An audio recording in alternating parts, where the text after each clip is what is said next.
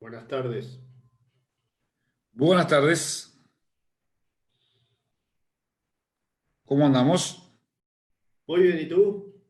Pero una cosa loco, para que vamos a desactivar acá las notificaciones de WhatsApp para que no me vuelvan loco. Y ahora sí. ¿Cómo anda Darío, querido? ¿Todo bien? Muy bien, por suerte, Santi. Ahí vamos. Bueno, estamos puntuales, sí, estamos bien, en punto, Súper. de locos. Bueno, déjame darle primero la bienvenida a todo el mundo. Buenas tardes, muchachos, hay mucha gente que está conectando recién ahora. Pasa que, como yo y Darío somos muy formales y muy estructurados, sobre todo, hace un rato largo que estamos probando, bueno, audio y todo. Yo acabo de llegar en Venado Tuerto de visitar 4 clientes por acá por el barrio, anduve por Canals, hice una maratón tremenda, pero llegué en horario justito. No me sobró nada, te soy sincero. No me saco la boina porque tengo un look en el pelo tremendo. Pero bueno, buenas tardes a todos. Quiero agradecerles de vuelta, como siempre, como todos los jueves. Ya esto es un clásico. Que nos estén acompañando en esta academia, universidad, como decimos, de Bernardi, con la idea de ir ayudándole a todos nuestros clientes y amigos a por lo menos resolver algunos temas o poner arriba de la mesa algunos temas y con una forma de hablar muy horizontal, muy campechana, de temas importantes, pero sin volvernos locos, con gente del día a día, especialistas que son referentes en cada tema, y después dejar abierto el canal para que cada uno que lo quiera contactar. La semana pasada, por ejemplo, nos tocó la suerte de hablar con Jerónimo Gau de la Madrid, y esta semana impresionante la cantidad de gente que me ha pedido el teléfono en contacto de Jerónimo para seguir conversando y analizando cosas con él. Le quiero dar un especial agradecimiento a la gente de Campo a Campo que nos han auspiciado. La primera vez que creo que de Bernal es una actividad auspiciada por alguien. La hicimos con la gente de Campo a Campo que les pareció interesante la propuesta, nos quisieron acompañar. Así que muy agradecido también con ellos que nos estén dando una mano para que todo salga como corresponde. Y sin mucho más y preámbulo, le doy la bienvenida. Le digo también, como digo todos los jueves, la idea es que las consultas que vayan surgiendo las vayan manejando por el chat, para que no están todos con los micrófonos silenciados, porque somos bastante dictadores, nos gusta escucharnos a nosotros mismos, y entonces, para hacerlo más prolijo, les pedimos que si quieren, las consultas las vayan haciendo por el chat, así también como cualquier comentario que quieran ir dejando, y vamos a ir tratando de leerle a Darío las consultas de la manera, de lo mejor que podamos. Ahora sí, Darío, te doy la bienvenida. Buenas tardes, ¿cómo va todo? ¿Bien? Buenas tardes, sí. Muy bien, muy bien. Días ajetreados estos que han pasado, pero muy bien. Hay Bueno, muchas actividades diferentes en esta semana, sin viajes, pero siempre tratando de estar al salto ahí con las muy cuestiones. activo. Aparte, en esta modalidad Zoom te he visto por todos lados. Han dado, la computadora le ha sacado el jugo a los megas de conexión del internet.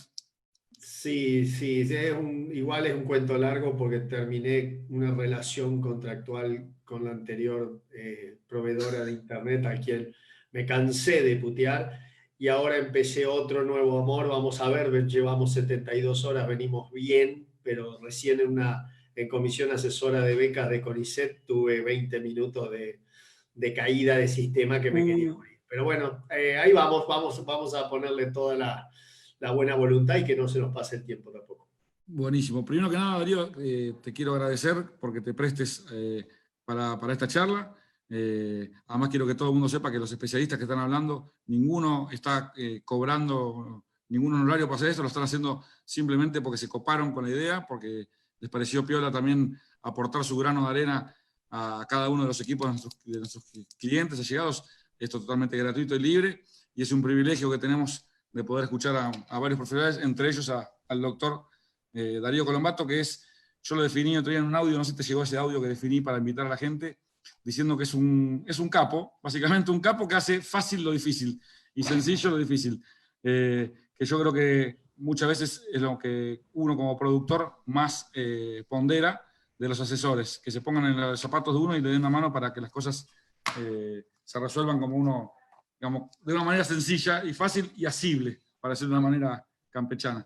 Así que, antes de arrancar, Darío, ¿por qué no contar un minuto para los que no saben, y porque muchos te conocen de nombre, pero para que sepan, gracias a Vicente Ferrari que me está manejando la iluminación, pero meter un poquito más de luz porque un poquito más arriba. Gracias, el doctor Ferrari y acá de Venado Tuerto, un monstruo. Y me trajo el mate, gracias. Para los que no te conocen, Darío, contanos 2 minutos nomás brevemente de dónde sos, qué haces, cuántos años hace que estás dando vuelta con esto de la nutrición y de dónde viene tu formación. Yo soy de Gualeguaychú, nacido en Gualeguaychú, mi viejo igual nació en Quénuma, muy cerquita de Villamasa y Saliqueló, en la provincia de Buenos Aires, mi vieja de La Plata, los dos veterinarios, y yo nací en Gualeguaychú y me hice agrónomo porque ya sobrábamos, si hubiera sido veterinario hubiéramos sobrado en casa. Tengo la facultad de agronomía, y ahí justo veía a Martín Cardinal que manda saludos, un compañerito de los 5 años. Gran abrazo, Martín. Bueno, después gané una beca de la UBA, me fui a Reading, en Inglaterra, estuve haciendo el doctorado 3 años y medio, terminé, me ofrecieron un trabajo en Canadá, en Alberta, en el sur de Alberta, una ciudad que se llama Lethbridge, muy cerquita del límite con Montana, en Estados Unidos. Trabajé 2 años en lo que sería el INTA canadiense, digamos, y después volví porque la beca de la Facu decía que tenía que volver, y así, bueno, me parece que era lo éticamente aconsejable. Volví ya en 2003, o sea, ya hace un tiempo que el comando del inglés y demás se me fue. Trabajo en la Facultad de Agronomía como profesor asociado, estoy ahí en el medio de un concurso para titular que, si Dios quiere, vamos a sacar bien. Y también tengo un cargo en el CONICET como investigador, y tengo estudiantes de doctorado y de maestría desperdigados por Argentina, digamos. Tengo Corrientes, en Córdoba, algunos trabajando en provincia de Buenos Aires también, en campos, inclusive haciendo maestrías a campo. Y tengo una actividad de ayuda a productores en distintas zonas de Argentina, y también, por suerte, mucho en Uruguay. Claramente ahora no estoy pudiendo viajar, bastante en Chile y en algún otro país, vuelta a vuelta en Latinoamérica. Pero bueno, esa es la idea, creo yo, de la presentación. Bueno, tenemos campo en Gualeguaychú, yo me crié en un campo ganadero puro, pastizales naturales, en aquel momento invernada pasto larga, hoy cría y recría. Y tenemos un campo ahí cerquita de Saliqueló también, pero que eso es agricultura, en donde mi experiencia se basa solamente en ir a abrir la tranquera y cebarle mate al agrónomo que sabe de agricultura. En lo otro puedo echar un poquito más de experiencia. Fresquito el invierno en Lethbridge, me imagino. Sí, sí, pero por suerte es un invierno seco. O sea, yo llegué a salir a correr cuando teníamos hasta menos 18. Menos de menos 18 no te conviene salir a correr, no te conviene salir realmente. Y al fútbol hasta menos 6, sí, pudimos jugar. Tengo una foto gloriosa de aquella época en donde... Pegaste tu magia. Sí, pero era una magia que me salía mucho más, mucho mejor magia tenía para escribir papers que en fútbol. Está muy bien. Sí, bueno, buenísimo. O sea que yo todos los inviernos, viste, me toca ir a buscar genética a Montana, a North Dakota, y voy mucho a Lethbridge, porque en Lethbridge hay España U2, que ahora se acaba de liquidar igual, pero todos los años voy, y sí, la verdad que es un invierno distinto al nuestro, claramente. Para quien le gustan los toros, Lethbridge siempre les tiene que hacer recordar, porque ahí estaba Glenn Coulter, estaba John Kastelic, y se han formado buena parte de los mejores genetistas y elegidores de toros, que eso yo después, ustedes son los que saben de eso, pero se han formado mucha en esa escuela de Lethbridge. Inclusive Albert Barth estaba un poco más al norte, en Calgary. Yo los conocí mucho a Coulter, porque de hecho tengo una patente por un proceso enzimático que hicimos durante la estadía en Lethbridge, y Coulter fue quien me apoyó mucho a la hora de generar ese proceso de patentamiento, y después sí acompañó mucho. La verdad que toda la gente que sabe de toros siempre conoce el famoso mide huevo de Coulter, que yo se lo traje acá al papá de Diego Grané, que es un gran amigo, que es genetista también, y bueno, por eso también Lethbridge es bastante conocido en el ámbito de los toros. Perfecto. Darío, yendo a lo nuestro, que ya tenemos mucha gente conectada, bueno, acordate que siempre tenemos acá, hay doctores también conectados, hay médicos veterinarios, hay asesores, pero hay mucho personal, así que lo vamos a tratar de hacer de la manera más simple y campechana, pero con contenido, por supuesto, para no quedarnos cortos. ¿Por qué no me contás un poco desde el punto de vista nutricional, hablando de la vaca de cría? Estamos digamos, en una época importantísima, estamos justo en una época rompiendo aparición, o ya te diría que bastante metidos en la aparición en muchos lados, según la zona donde vayamos. Y obviamente la dinámica de requerimiento de esos animales cambia totalmente. Y en el día a día del que trabajo a nosotros nos toca hacer, te encontrás con todo tipo de situaciones. Y muchas veces no, o por lo menos me pasó a mí de estar la semana pasada estuve en la zona del sudeste, en la Madrid, en todo ese barrio, donde vienen de un año bravísimo, el año pasado muy seco, muy complicado, los campos quedaron muy castigados, los estados corporales de las vacas fueron malos, si bien han tenido un otoño bueno, te encontrás con mucha vaca que está pariendo en un estado corporal por debajo de lo que uno idealmente quisiera, y encima no ves un panorama demasiado optimista desde el plano nutricional, y a veces vos le preguntás a los productores, bueno, tuviste un año malo el año pasado, este año pinta como bien la cosa, no pareciera ser tan bueno, y no encontrás a veces, o a mí me pasa que no encontrás una planificación o por lo menos entendimiento de cuán grave puede llegar a ser el no tomar las medidas a tiempo. Entonces, te paso la pelota a vos para que nos tires un poco un pantallazo de las etapas de la vaca de cría y los requerimientos en cada una de esas etapas.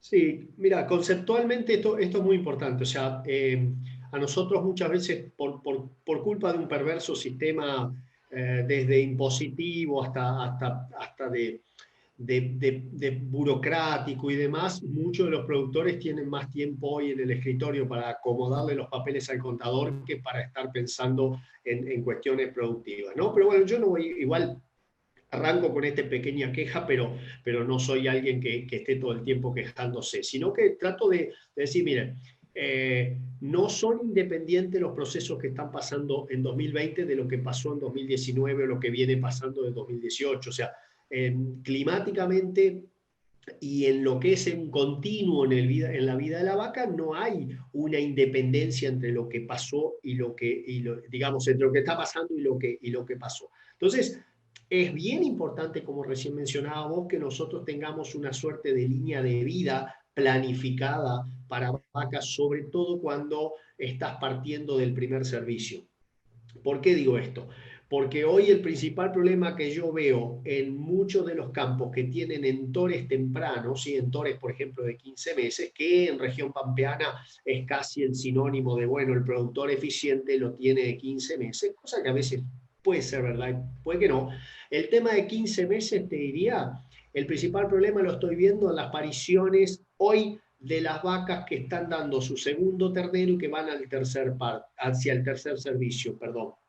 Entonces, típicamente vos te encontrás con que ese segundo parto está ocurriendo 15 o 20 días después que lo que debería ocurrir en una dinámica de vaca cabeza todos los años.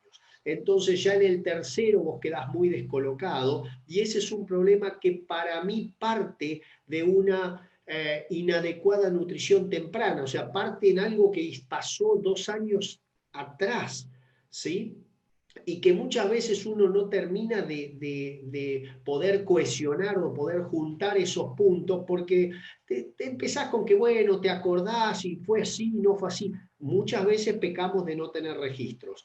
¿Ok? Entonces, yo ahí dentro de la mini presentación tengo, si querés, me dejás compartir pantalla, tengo una sola diapositiva que quería mostrarte dentro de eso. Esta que ustedes están viendo en pantalla, no sé si la ves bien, Santiago, son distintos. Es un rodeo que recorrí la semana pasada, un señor rodeo, sangre Angus, fantástica, nutrición la mejor que se puede para la zona que está en la cuenca del Salado, zona complicada dentro de la cuenca del Salado. Y fíjate vos que esto es la evolución de nacimientos. ¿Sí? Yo arranco con algo que estaba preparado para la mitad de la diapo o de la presentación, pero después puedo volver. Acá lo que quiero mostrarles es la importancia de que junto con el personal recorredor vos tengas los datos de nacimiento por lo menos por semana. Si no podés por quincena, pero tenémelos por favor esos datos de cuántos terneros vienen naciendo, porque es el primer indicador, después de la información que te dio el tacto, de lo que vas a tener que hacer de ahora en más. ¿Sí? El ejemplo en esto que es de vuelta un señor establecimiento, ¿sí? Es que ya lo que fue el primer servicio y la vaca general, ya probablemente estamos llegando al 60%, a ver si cambio el láser para que quede un poquito más cheto. Bueno, ahí tenés, ¿ves? Ya casi que estamos en el 60% de las vacas paridas de lo que es el primer servicio y lo que es la vaca general. Pero Sí. hay dos categorías, estas dos de acá atrás, que son categorías de tercer servicio, una entorada por primera vez a los 22 meses y la otra entorada a los 15 meses. Fíjate vos que todavía no hemos llegado ni al 10% de terneros paridos, ¿sí? Mientras que en los otros vamos en el 60% y la fecha de servicio es la misma. Entonces, ¿qué me está diciendo esto a mí? Bueno, algo pasó anteriormente, se preñaron más tarde, están pariendo más tarde y estas son, o estos dos en realidad, en este caso particular, son mis rodeos problema.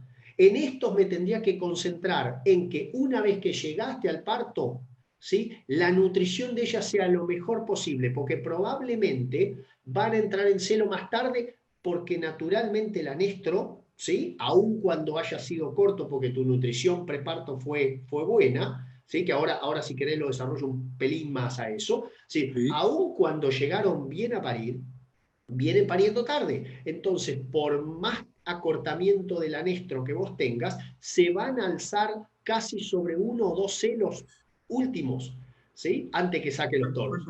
están condenadas a pasar a cola en el mejor de los casos o fallar. Claro, y es una vaca que todavía no se pagó, porque vos todavía no llegó a su tercer ternero como para que me digas, bueno, ya toda la inversión en la reposición yo la pagué.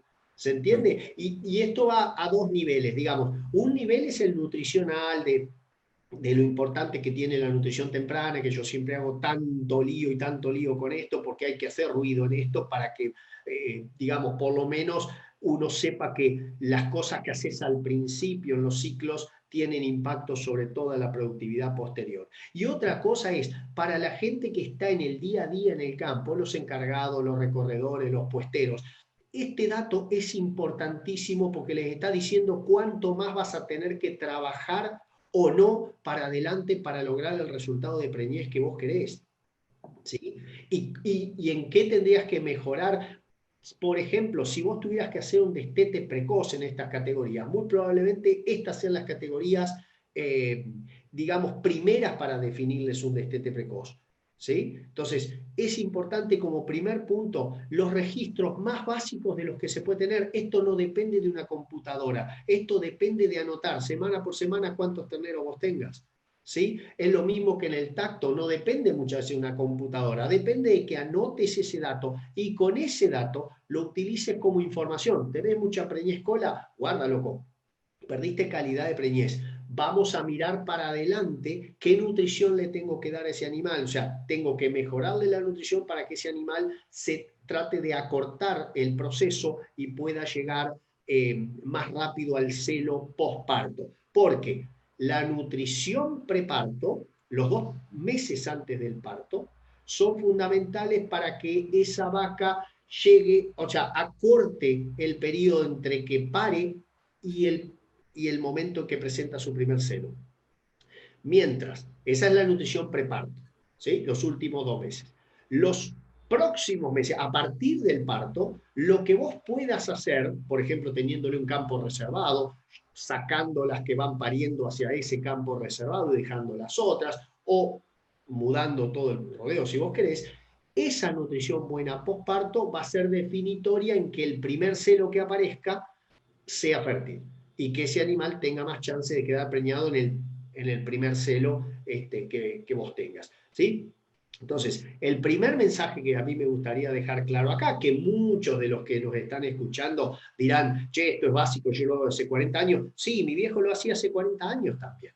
¿sí? Pero recuerden ustedes que cuando hacen el INTA Cuenca del Salado, cuando hacen las encuestas, y va a los campos, todavía tenemos una estadística de 40% de vacas pariendo flacas. Entonces, tenemos un problema del cual en parte somos responsables porque no hemos sabido hacer la extensión suficiente y muchas veces no hemos sabido comunicarle a nuestro personal la importancia de estos datos tomados en una libretita de esas chiquititas que color marrón, en donde me anotás cada ternero que van haciendo, de paso cuando lo anotás o lo castrás enseguida ese ternerito, si es macho, me lo carabañás para que ya no tengas que contarlo de vuelta, ¿sí? Y no haya ningún otro tipo de manejo, ¿ok? Pero entonces vos ya te vas a ir dando cuenta, en el primer mes de parición vos ya tenés definido cuál tendría que ser tu estrategia. A partir de ahí ves si con esa, digamos, si con ese panorama y con lo que vos tenés, cómo lo vamos a atacar. Pero tenés un diagnóstico, ¿sí? Que es muy importante. Tenés un diagnóstico bueno. Ya que hablaste de esto y por ahí te estoy sacando un poquito por ahí del orden de la presentación, pero el otro día hablamos bastante y yo digamos, lo veo bastante en los campos. Hay mucho campo que, sobre todo los que hacemos 15 meses, hacen una recría correcta, inseminan la vaquillona de 15 meses, la paren la de 15 meses, cuidan mucho ese primer parto y ese segundo servicio, porque es la categoría cuco, la que todos tenemos de miedo, la cuidamos bien, la preñamos bien. Cuando se preña de su segundo servicio para ir a parir ese segundo ternero que iba a recibir su tercero, en general todo el mundo la considera que ya es vaca y se va a mezclar con las vacas. En contextos, obviamente, no digo de contextos donde sobra el alimento, sino en contextos donde hay competencia. Y muchas veces te encontrás que nos fue bien en la 15, nos fue bien en la de segundo y la de tercero nos pega el palo terrible. Entonces, para eso, el otro día con Jerónimo Gabo hablamos que él en muchos campos de la zona le gusta manejar la de tercer servicio también aparte y la considera como si querés una, no sé, vaquillona o vaca joven que hay que cuidarla. En los campos que a vos te toca asesorar, ¿también te gusta este tipo de trabajo? ¿Cómo lo manejan? De hecho, yo trabajo con Jerónimo en algunos campos que él asesora y que caigo de paracaidista una vez al año, 2 veces al año por ahí, en varias zonas del sudeste.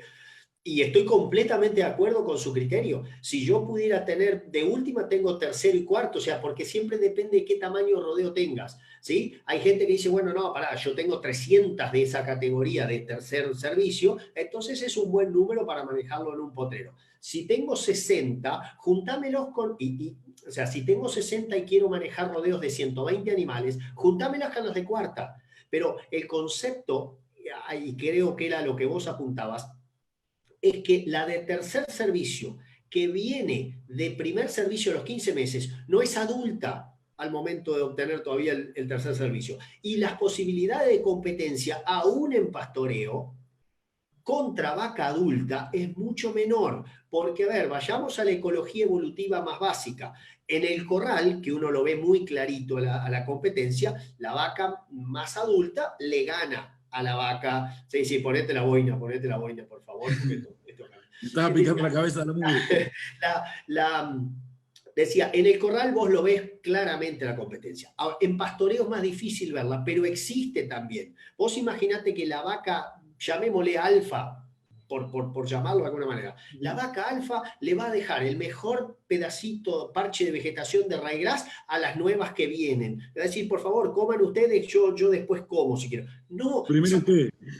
esa competencia va a existir porque la vaca no sabe si mañana va a faltar y la vaca no sabe administrar la abundancia. Entonces, esa competencia va a existir por incluso en los parches de vegetación que mejor valor nutritivo tengan, porque ni hablar cuando está parida, la vaca va a tener a su ternero en esos lugares. ¿Ok? Entonces, es muy importante que si todos pudieran, si haces 15 meses, la de tercer servicio sea manejado aparte hasta cumplir con el tacto y su tercer servicio logrado. Y ahí sí, a partir de ahí, si querés, me lo considerás como vaca adulta. ¿Ok? Pero hasta que tengo confirmación de un tercer servicio tomado y positivo, a mí me gusta manejarlas diferentes. O sea, me gusta tenerlas aparte, ¿sí? Y trabajarlas distinto. Nos pega, mirá, nos ha pegado muchos palos y yo no te lo cuento a esto desde la base del éxito, sino desde la base del fracaso. O sea, el hecho de haberme pegado varios palos por culpa de hacer un excelente recría corral hasta los 15 meses en Entre Ríos, por ejemplo, llegamos con el Pampa, llegamos con el Bradford, perfecto. La segunda vamos a raigras, estamos divinos. Y la tercera mandamos un cañadón de arroyo complicado. Y 65% de preñez. Y no, rechacemos porque esa no merece. Y la verdad que el que no merece eso, vos, porque te pegaste, vos solo te fuiste a pegar el tiro en el pie. Es un animal que no llegó a la adultez todavía. Este gráfico que estoy mostrando ahí es lo que nos enseñan en la facultad y que yo creo que tendríamos que tener todos en una pizarrita blanca en los campos para hacer un juego con los muchachos digamos, con los puesteros, con los encargados, con los recorredores, porque hay que mirar la forma de la curva. Lo de abajo es mes del año, pero no quiere decir que sea junio, porque eso lo podés vos correr, va del 1 al 12. ¿Sí? ¿Por qué digo esto? Porque esta curva de requerimientos es universal. Es el requerimiento del binomio. Lo que puede cambiar es el mes del año, dependiendo si estás en Salta, si estás en Río Negro, o si estás en San Luis, o si estás en el partido de Castelli, en la provincia de Buenos Aires. ¿Ok? Lo que cambia es lo de abajo. 6 puede ser junio en la Cuenca del Salado, o 6 puede ser por ahí marzo en San Luis. Estoy diciendo, digamos, tal vez no es exactamente así correcto, pero quiero decir que cambia. Pero lo que no cambia es la forma de esta curva, si bien hay alternativas de manejo para que vos la puedas modificar. Esto es, al destete, el máximo punto de requerimiento de la vaca más el ternero se da 15 minutos antes de que lo destetas. Pero ese es el requerimiento de la vaca más el ternero. El máximo requerimiento de la vaca sola se da 2 a 3 meses posparto, que es el momento que la vaca llega a lo que sería el pico de lactación, ¿sí? Y tiene claramente el ternero al pie, y que además necesitaría un plus de requerimientos extra para que, una vez cubierto su mantenimiento, su crecimiento si es un animalito joven, su lactancia, tenga un plus de requerimientos para entrar en un nuevo ciclo reproductivo. Porque lo que hace la vaca ecológicamente es priorizar siempre la vida que ya tiene a su lado antes que decir voy a tener un nuevo bebé. Solo si está todo cubierto, la vaca dice, bueno, ahora sí, señor toro, vamos a tener servicios, si lo ponemos de esa forma, para que vuelva a quedar preñada. Pero mientras tanto, si no, la vaca no lo hace. Entonces, tengamos en claro que esta es la curva de requerimientos de la vaca más el ternero. El punto máximo de los dos está acá llegando al destete. El punto máximo de la vaca está por acá. Ya 2 o 3 meses postparto, llegando al servicio. Y estas flechitas que yo pongo acá son los momentos, si querés, de corte, ¿sí? El destete, el parto, el servicio. Y lo asocio con los momentos en los cuales nosotros tenemos que llevarnos una planillita de papel, ¿sí? Para evaluar el estado corporal, de ser posible, de todas las vacas. ¿Ok?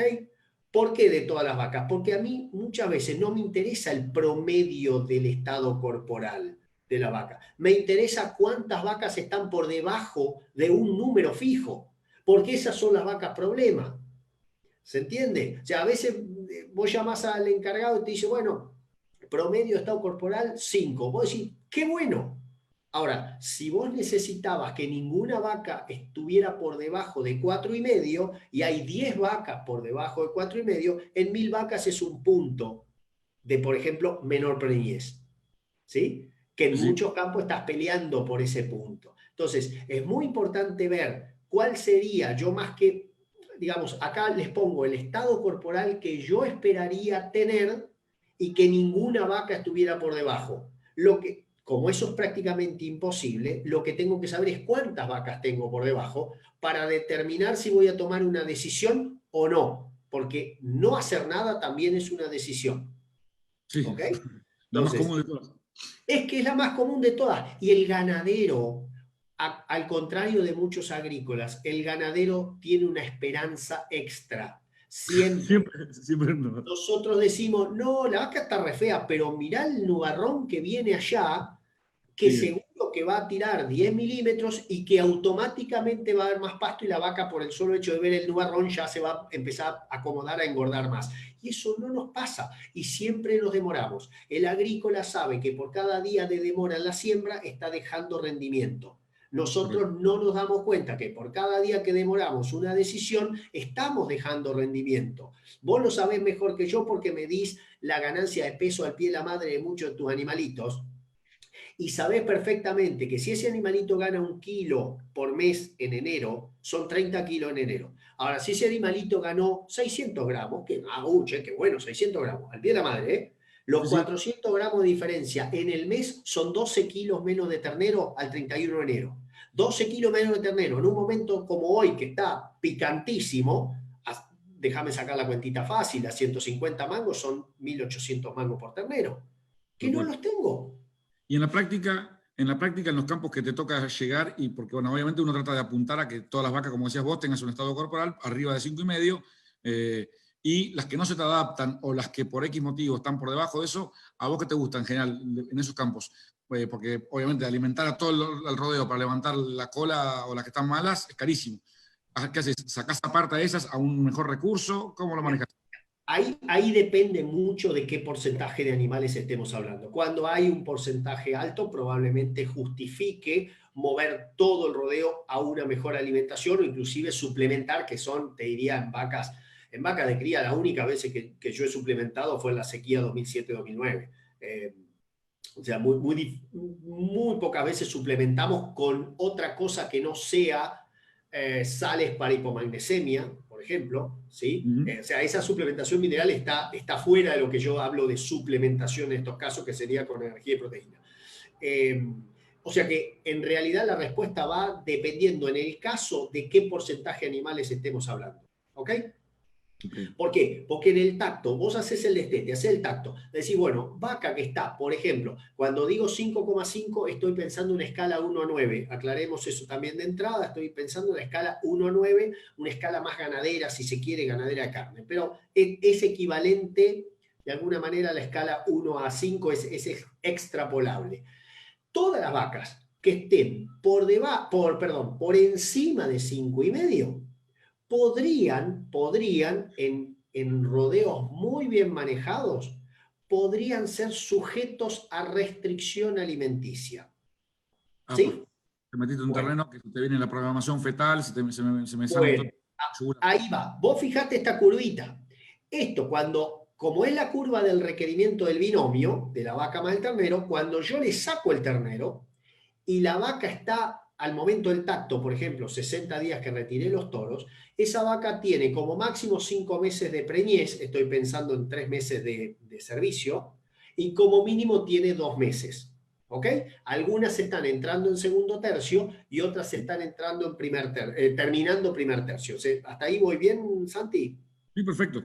Bueno, en ese momento vos podés definir, ¿sí?, que las vacas que estén en buen estado corporal y hayan sido tactadas como preñadas podrían, sobre todo en Cuenca del Salado y parte del sudoeste de Buenos Aires también, podrían ser sujetos a una restricción. ¿A qué llamo restricción? La restricción es un momento, perdóname, me había desconectado. A lo que voy es, yo cuando le desteto el ternero, como la vaca todavía está en una preñez baja y la Sí. gestación no le aporta, digamos, grandes requerimientos por encima de lo que es mantenimiento a ese animal, estoy hablando de vaca adulta, los requerimientos bajan. La vaca en una preñez, un estadio de preñez del tercer mes al sexto, no tiene altos requerimientos. ¿Sí? Y si tiene buen estado corporal, vos podés utilizar la estrategia de restringirla un poquito, que significa darle un poco menos de comer, para Correcto. utilizar parte de ese buen estado corporal, transformarlo en alimento. O sea, la vaca gasta grasa de la espalda, baja un poquito el estado. Y a mí, ¿por qué me sirve esto? Porque en ese momento que es otoño, que tengo producción de pasto, yo estoy haciendo pasar ese pasto del otoño hacia el invierno. ¿sí? La estrategia de restringir es una estrategia mirando las vacas y su estado corporal y el pasto que tengo y cómo yo lo voy a pasar a otro momento. ¿Sí? ¿Por qué? Porque en junio y julio, meses preparto, son meses que típicamente hace más frío y la velocidad del crecimiento del pasto es mucho más lento, sobre todo si son pastizales naturales. Que tal vez si estás en una avena tengas una tasa de crecimiento más alta, pero nunca una belleza. Entonces vos aprovechás lo que se produce en otoño para diferirlo hacia el invierno usando a la vaca como un resorte. Y ahí voy al punto de nutrición fetal que hablábamos recién. Para que no se afecte el feto, vos no tenés que dejar que la vaca caiga de cierto estado corporal. Que me preguntás, ¿cuál es? Y yo tengo mi teoría, pero no está todavía validada estrictamente desde el punto de vista científico. Los chicos, digo yo, son señores científicos los que están en el Interrauch, Sebastián Maresca, Sebastián López Valiente, me estoy olvidando de, creo que es Ale Rodríguez también, ya. Ellos han hecho trabajos a nivel doctoral con esto de las restricciones y las realimentaciones, incluso el grupo de Aníbal por Domingo también ha hecho, señores, trabajos sobre el tema.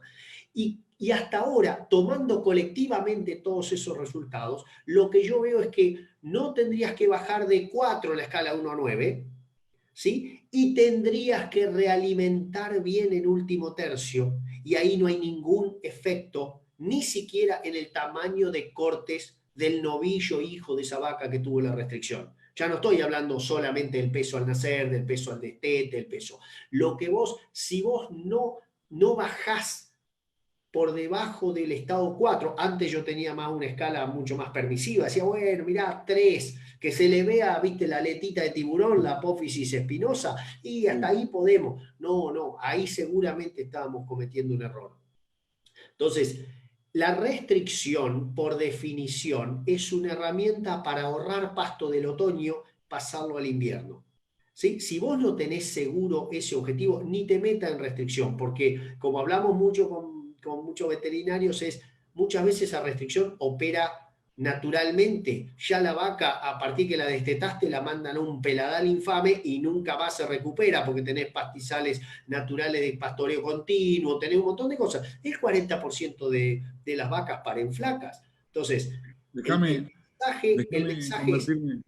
claro, el mensaje es, si vas a restringir, restringí educadamente. Tendrías que tener 4, como mínimo, 60 días antes del parto. Que ese es el otro punto importante. Tomame un estado corporal de todas las vacas al destete. Definí en función de eso cuáles pueden restringirse, cuáles no. Si esa vaca está por debajo de 5, no tendría que ser restringida, porque si cae demasiado, ¿sí? Después te va a costar levantarla. O podés hacerla caer menos, es el mensaje también, de 5 hasta 4. La de 5,5 capaz hasta 4,5. ¿Ok? Pero 60 días previos al parto, vos tendrías que tomar estado corporal. ¿Por qué yo soy, no enemigo, pero soy contrario a tomar estado corporal al mismo parto? Porque ya está. Las que te den flacas al momento del parto, ya está. Vos hiciste mal esa nutrición preparto y probablemente tengas problemas, porque se te va a ver alargado el anestro del parto hasta el primer celo. O sea que toda medida de estado corporal que busca servir para tomar decisiones tiene que ser tomada antes del momento clave. Porque si lo tomás en el momento clave, es decir, loco, mirá, ya tenemos el huracán de frente y yo todavía no construí el búnker. Empezá a trabajar 60 días antes en hacer el pozo que te va a salvar de la temporada de huracanes, ¿no? No sé si es una analogía muy forzada, pero me parece que esa es la idea. Lo mismo que vos como mirás esta línea y la vaca todavía no parió, vamos hacia el parto, pero fíjate que la línea empieza a subir. ¿Qué te está diciendo eso? Que los requerimientos en el último trimestre antes del parto aumentan mucho, porque ahí se concentra entre el 70 y el 75% de crecimiento total del feto. ¿Sí? Entonces, la vaca tiene que ir en sentido ascendente, o sea, ir para arriba en su estado corporal. Si va para abajo, es una, digamos, es una señal metabólica y fisiológica malo para el futuro, porque la vaca, eso, cuando larga grasa en el último tercio, la vaca lo que le está diciendo al cuerpo es, mirá, estamos usando reservas, yo que vos no me preño, porque no voy a, no, si estoy gastando grasa ahora, no voy a tener después para alimentar el nuevo feto que viene. Entonces, el mensaje, ¿cuál es? Que si vos estás 60 días antes del parto, menos en 4 o más, tratemos de subir, ¿sí? Y llegar a, que yo después lo tengo anotado más adelante y esta presentación les queda a todos en PDF, pero decía, vos tendrías que fijarte nuevamente unos 45 días pasado el parto y el mínimo estado corporal de tus vacas adultas tendría que ser 4,5. O sea, tendrías que estar medio punto arriba que como arrancaste 2 meses antes del parto. No sé si hasta ahí voy claro o los estoy confundiendo. Déjame oficiar de Fantino un minuto y hacerte como la especie de... Para. En criollo. A ver, para. Escúchame. A ver si te entendí bien. Vos lo que me decís es, el estado corporal en realidad tiene mucho que ver, lo tendríamos que manejarlo bastante el momento del destete o mirar mucho el momento del destete o como si fuese en un tambo al momento de secar la vaca, es el estado corporal que me va a definir mucho lo que va a pasar. Vos lo que me decís es, escúchame, si estás destetando, la vaca que está preñada, por supuesto, y abajo de 4,5, a esa vaca ponerla a recuperar estado, la que está arriba de 5 te podés hacer un poco el chanta, de paso para cuidar el recurso y dársela a la que está abajo de 4, pero 60 días del parto, tráemela de vuelta y que ninguna, o todas en realidad, estén comiendo bien, porque son importantísimos, independientemente de que estén muy buenas o no. A ver, si están muy buenas, vos podés hacer calma chicha, porque tampoco, y eso ustedes lo saben muy bien, tampoco conviene. La vaca no tiene que estar gorda para parir, ¿sí? Por lo menos estamos hablando de la región templada. Yo te llevo a Corrientes, que también conoces, y muchas veces nosotros tratamos de llegar medio alto a la parición, porque después el trabajo es planear hasta el servicio, porque desde parición a servicio tenemos poca producción de pasto bueno, ¿sí? Salvo algunos lugares que estamos pudiendo hacer raigras en zonas como Corrientes, pero si no, se nos complica. Entonces, tratad de llegar al parto alto. En esta zona que nos ocupa a nosotros, más región templada, Cuenca del Salado, sudoeste, o sea, provincia de Buenos Aires, sur de Córdoba y algo en Santa Fe y partecita de Entre Ríos, ahí yo te digo, mirá, la vaca desde 60 días antes del parto tiene que comer bien, si ya está muy bien, por eso esto es para vaca adulta, la vaquillona no puede ser restringida. A la vaquillona de 15 meses preñada, no la puedo restringir, ¿sí? Porque no es un animal adulto. ¿Ok? ¿Y la del segundo? Y la del segundo, si pudiera, tampoco. Ahora, si llegan al destete muy gordas, ahí puedo hacer, porque el gran punto acá, y por eso era importante las conversaciones que nosotros tuvimos anteriormente y algunos audios que pasé con algunos veterinarios antes de estas conversaciones, es la restricción es un concepto para manejar con cuidado. Es una excelente herramienta que no la inventé yo, o sea, está documentada en forma excepcional por la gente de Balcarce de muchos años, o sea, tiene muchos años digamos, de desarrollo, pero todavía en muchos casos no la utilizamos en forma educada a la herramienta. ¿Ok? La restringimos porque hay que restringirla. Pero capaz que el estado corporal no era para eso.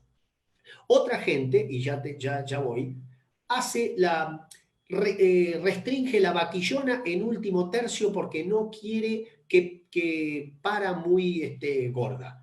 Para mí ese es un error, pero voy a tratar de explicar por qué. Es un error porque te aceleraste con el engorde anteriormente. Es un error que viene de antes. La vaquillona no puede estar pasada de gorda 2 meses antes del parto. Si la tenés que restringir es porque probablemente o te sobró pasto o alguna otra cuestión hiciste, digamos, por baja carga o porque una gran producción de pasto de ese año, pero se te fueron de estado. En esos casos la restricción tiene que ser anterior, porque la restricción en último tercio de gestación, el problema que puede tener, aún en vaquillonas, es que vos le pegues al peso al nacer. Y cuando le pegás al peso al nacer, quiere decir que vos al feto le pegaste un golpe, y lo más probable que pase con ese menor peso al nacer es que el peso a los 75 días y el peso a los 180 días, comparado con un animal que no sufrió esa restricción, sea menor. Y es lucro cesante. ¿Sí? Y ese es un punto que también hay que trabajar. No tiene por qué parir gorda la vaquillona, y si pare gorda probablemente algo hicimos antes, pero yo nunca esperaría a 2 meses antes para tomar la decisión de que están muy gordas. ¿Ok? Tendría que tener un trabajo de que enseñarle a mi recorredor de que esa vaquillona no puede ponerse súper gorda. No puede, porque mañana va a tener un problema. Inclusive este año, que agarró a vacas con mucho menor estado, hay mucho menos casos de hipomagnesemia, por lo que yo escucho, que otros años que nos agarró con vaca en mejor estado. Esa vaquillona, bien gorda, al momento del parto, comiendo un pastito verde de agosto, es carnecita de cañón para el tema hipomagnesemia, que sigue siendo la principal causa de muerte de vacas, ¿sí? de vacas adultas y de vaquillonas en nuestra región templada, que es la que más vacas tiene a total país, ¿no? Y empieza a haber hipomagnesemia de tipo subclínica también, partos lánguidos en vaquillonas, que bueno, no se lo podés asignar a nada, y probablemente estás en una hipomagnesemia que no llega a ser clínica, pero bueno, ahí no me quiero meter porque no soy veterinario, pero sí te lleva a un parto lánguido. Ahí tocaste un tema y la verdad que es súper neurálgico, y algo te comenté el otro día por privado, con el tema de los terneros y el peso al nacer los terneros, y cuánto influye la nutrición preparto en el tamaño del feto. No del parto, en el tamaño del feto. Y ayer tuve una discusión con un veterinario muy conocido, bueno, no una discusión, mentira, un debate whatsappero, porque, te soy franco, este año hemos tenido la cantidad de reclamos de parto que hemos tenido este año nosotros, es impresionante. Y con toros que nosotros conocemos y sabemos que son de facilidad de parto, por supuesto que siempre en general el hombre que está teniendo un problema de parto, en 150% de los casos, siempre el problema es el toro que le vendimos, por supuesto. Y yo no es que me quiera sacar el lazo, pero cuando vos te llaman, cuando dicen, che, mirá, no me están pariendo con tal toro, y vos el toro lo venís usando hace 5, 6, 7 años, en todos lados, o hasta inclusive me ha pasado en campos que el mismo toro que el año pasado le fue re bien, este año le fue mal. Y por ahí, digamos, no, nos cuesta encontrar la causa. Y ayer hablando con Miguel Mejía, Miguel me decía, mira, Santiago, hay mucho trabajo que demuestran que la nutrición preparto no altera el tamaño del ternero en lo más mínimo. Yo no me quise poner a discutir con Miguel porque no me da el piné para discutir con Miguel, por supuesto, pero porque obviamente yo soy veterinario, pero no tengo no le llego ni a los cordones a Miguel, pero yo lo veo muy seguido en campos que yo podría de alguna manera refutarte eso. Pero me gustaría saber vos, con tu conocimiento, ¿qué experiencia tenés con ese tema, digamos? Yo creo que ahí hay un punto intermedio en el debate, porque probablemente... sos cagón, no te jugás ni por Miguel ni por mí. Espera un poquito, el fin de semana me jugué y estoy en la mira de muchos ahora, desde AFIP en adelante, porque tengo todo el aparato estatal persiguiéndome. No, a ver, ¿por qué voy? Porque vos analizás la frase tal cual vos me la dijiste textual, y decís, la nutrición preparto no afecta en lo menor, en menor grado al feto, y a uno al principio le puede chocar, ¿sí? Porque puede decir, pará, ¿cómo es esto? Pero ¿dónde está quizás el catch, digamos, esa trampita?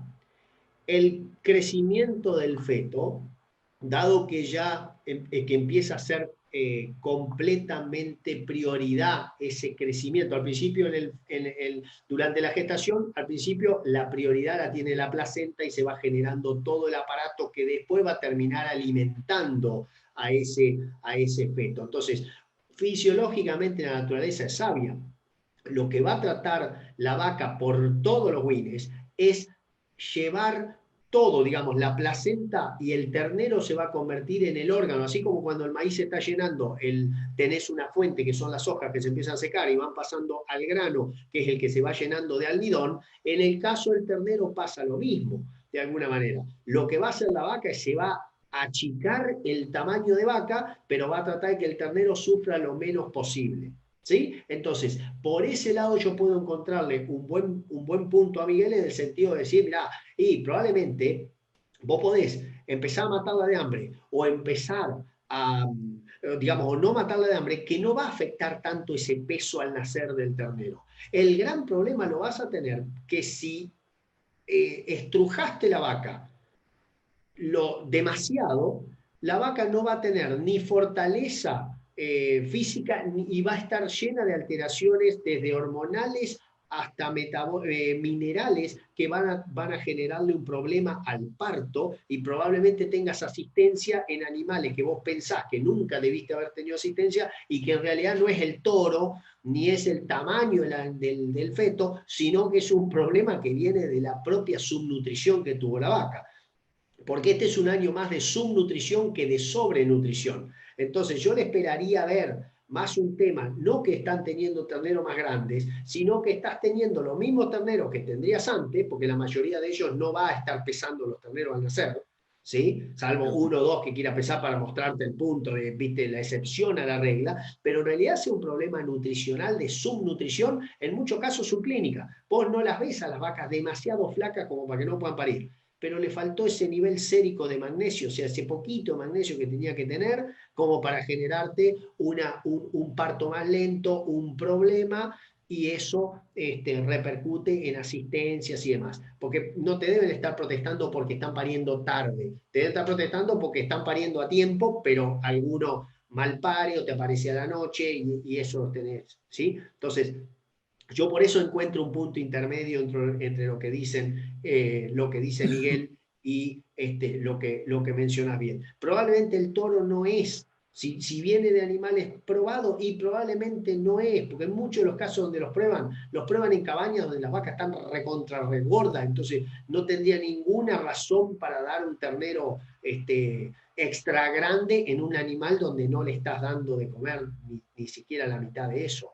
¿Se entiende? Entonces, yo creo que nuestro problema muchas veces que no es que el ternero sea grande, es que la vaca se nos achicó, pero no de tamaño ni de la circunferencia o el área pélvica, sino que se nos achicó de musculatura y de grasa porque no le dimos de comer.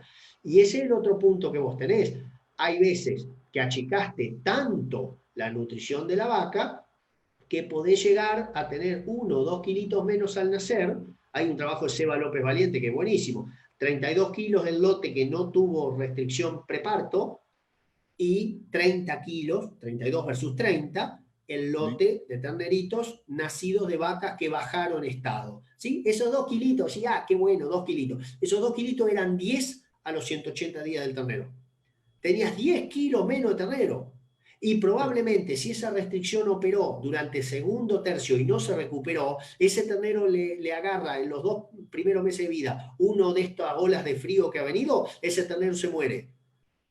Porque en el segundo tercio de gestación se está definiendo la resistencia a la hipotermia, entre otras de las cosas que se va definiendo en la nutrición fetal.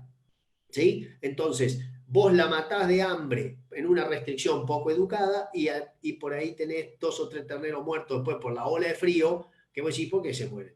Si no, esto no se moría. En Junín se me muere este ternero de frío, entonces lo llevo a Lethbridge y todas las vacas nuestras de Lethbridge se tendrían que haber muerto cuando eran terneros.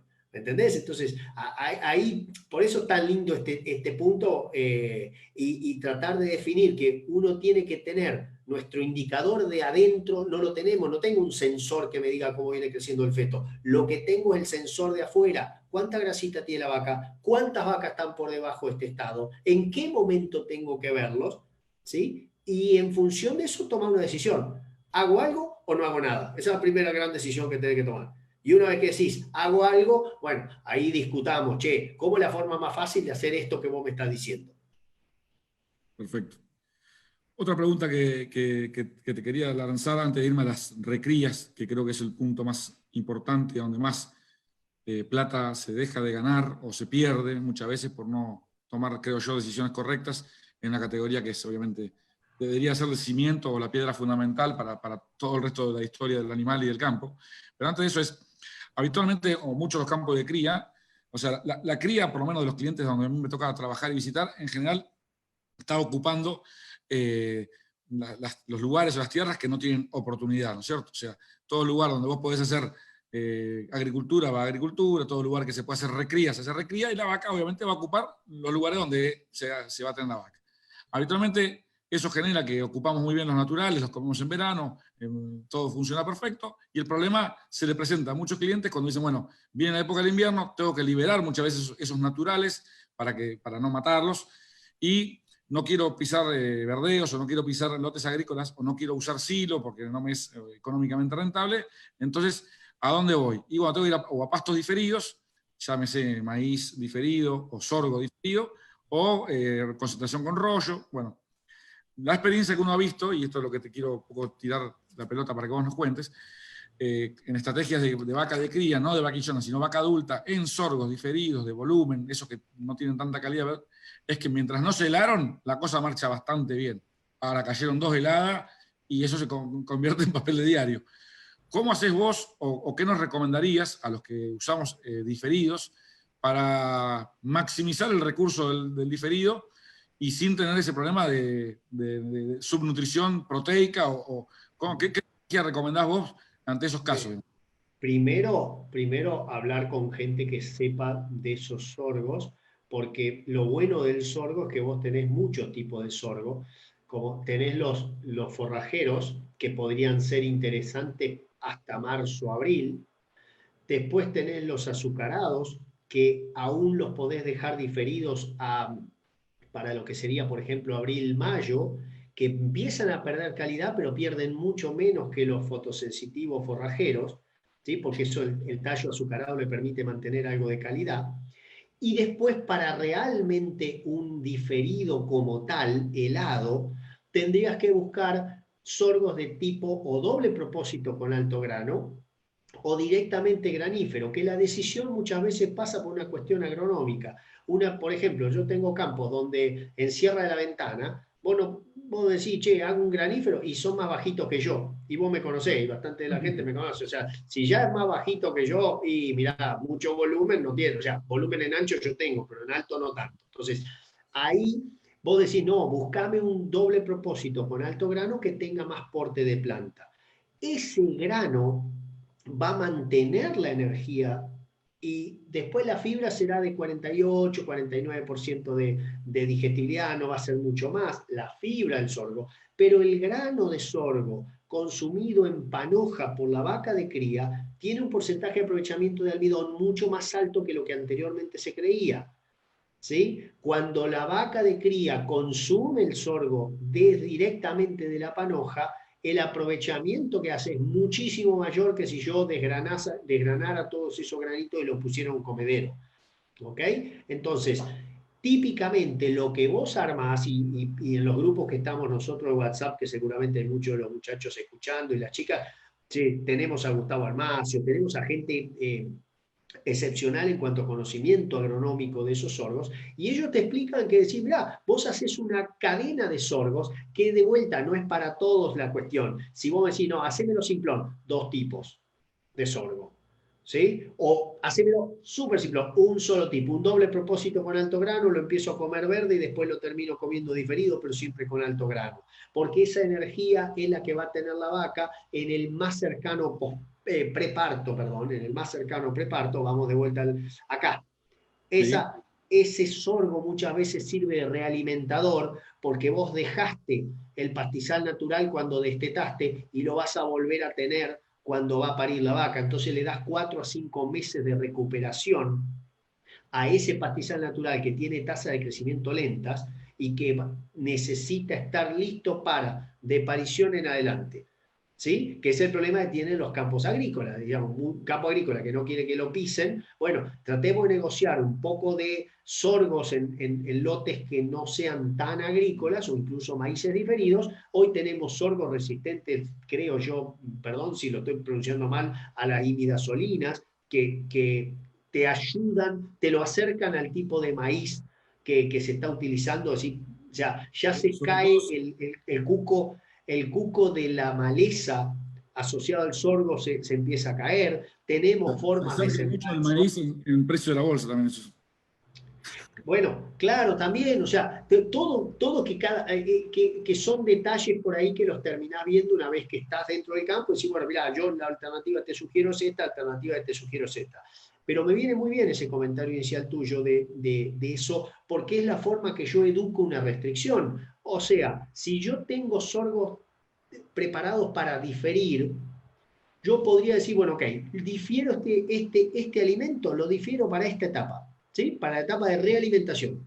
Y este punto me lo banco, estos 30 días o 45 días post destete con la vaca preñada, me lo banco dándole rollo de cola de soja o rollo de cola de cebada, ¿sí? O rollo de pastura degradada. No necesito pastura de alfalfa en ese momento. Necesito un rollo al cual probablemente, si quisiera hacerlo ideal al punto, le tiraría o le daría algunas sales proteinadas, alguna sal con urea, si pudiera tener un poquito de urea protegida además mejor, si no le podría dar, no sé, un poco podría ser pele de girasol, yo trataría de ahorrar pele de girasol para más tarde, pero digamos, la idea es que yo le dé algo que le entretenga la panza durante 30 a 45 días. Eso es una restricción educada. A partir de ahí van a los sorgos y a comer a boca llena y si el estado corporal de la vaca no te acompaña y estás 60 días antes del parto